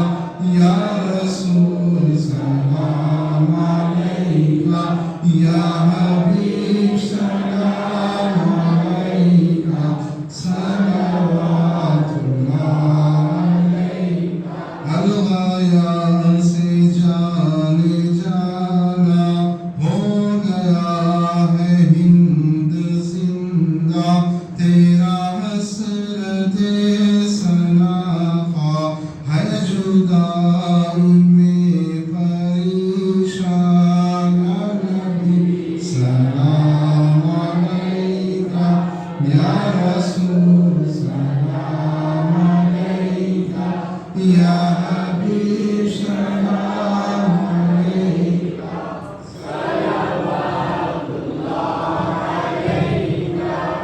فاتحہ الى حضرت مصطفیٰ صلی اللہ علیہ وسلم.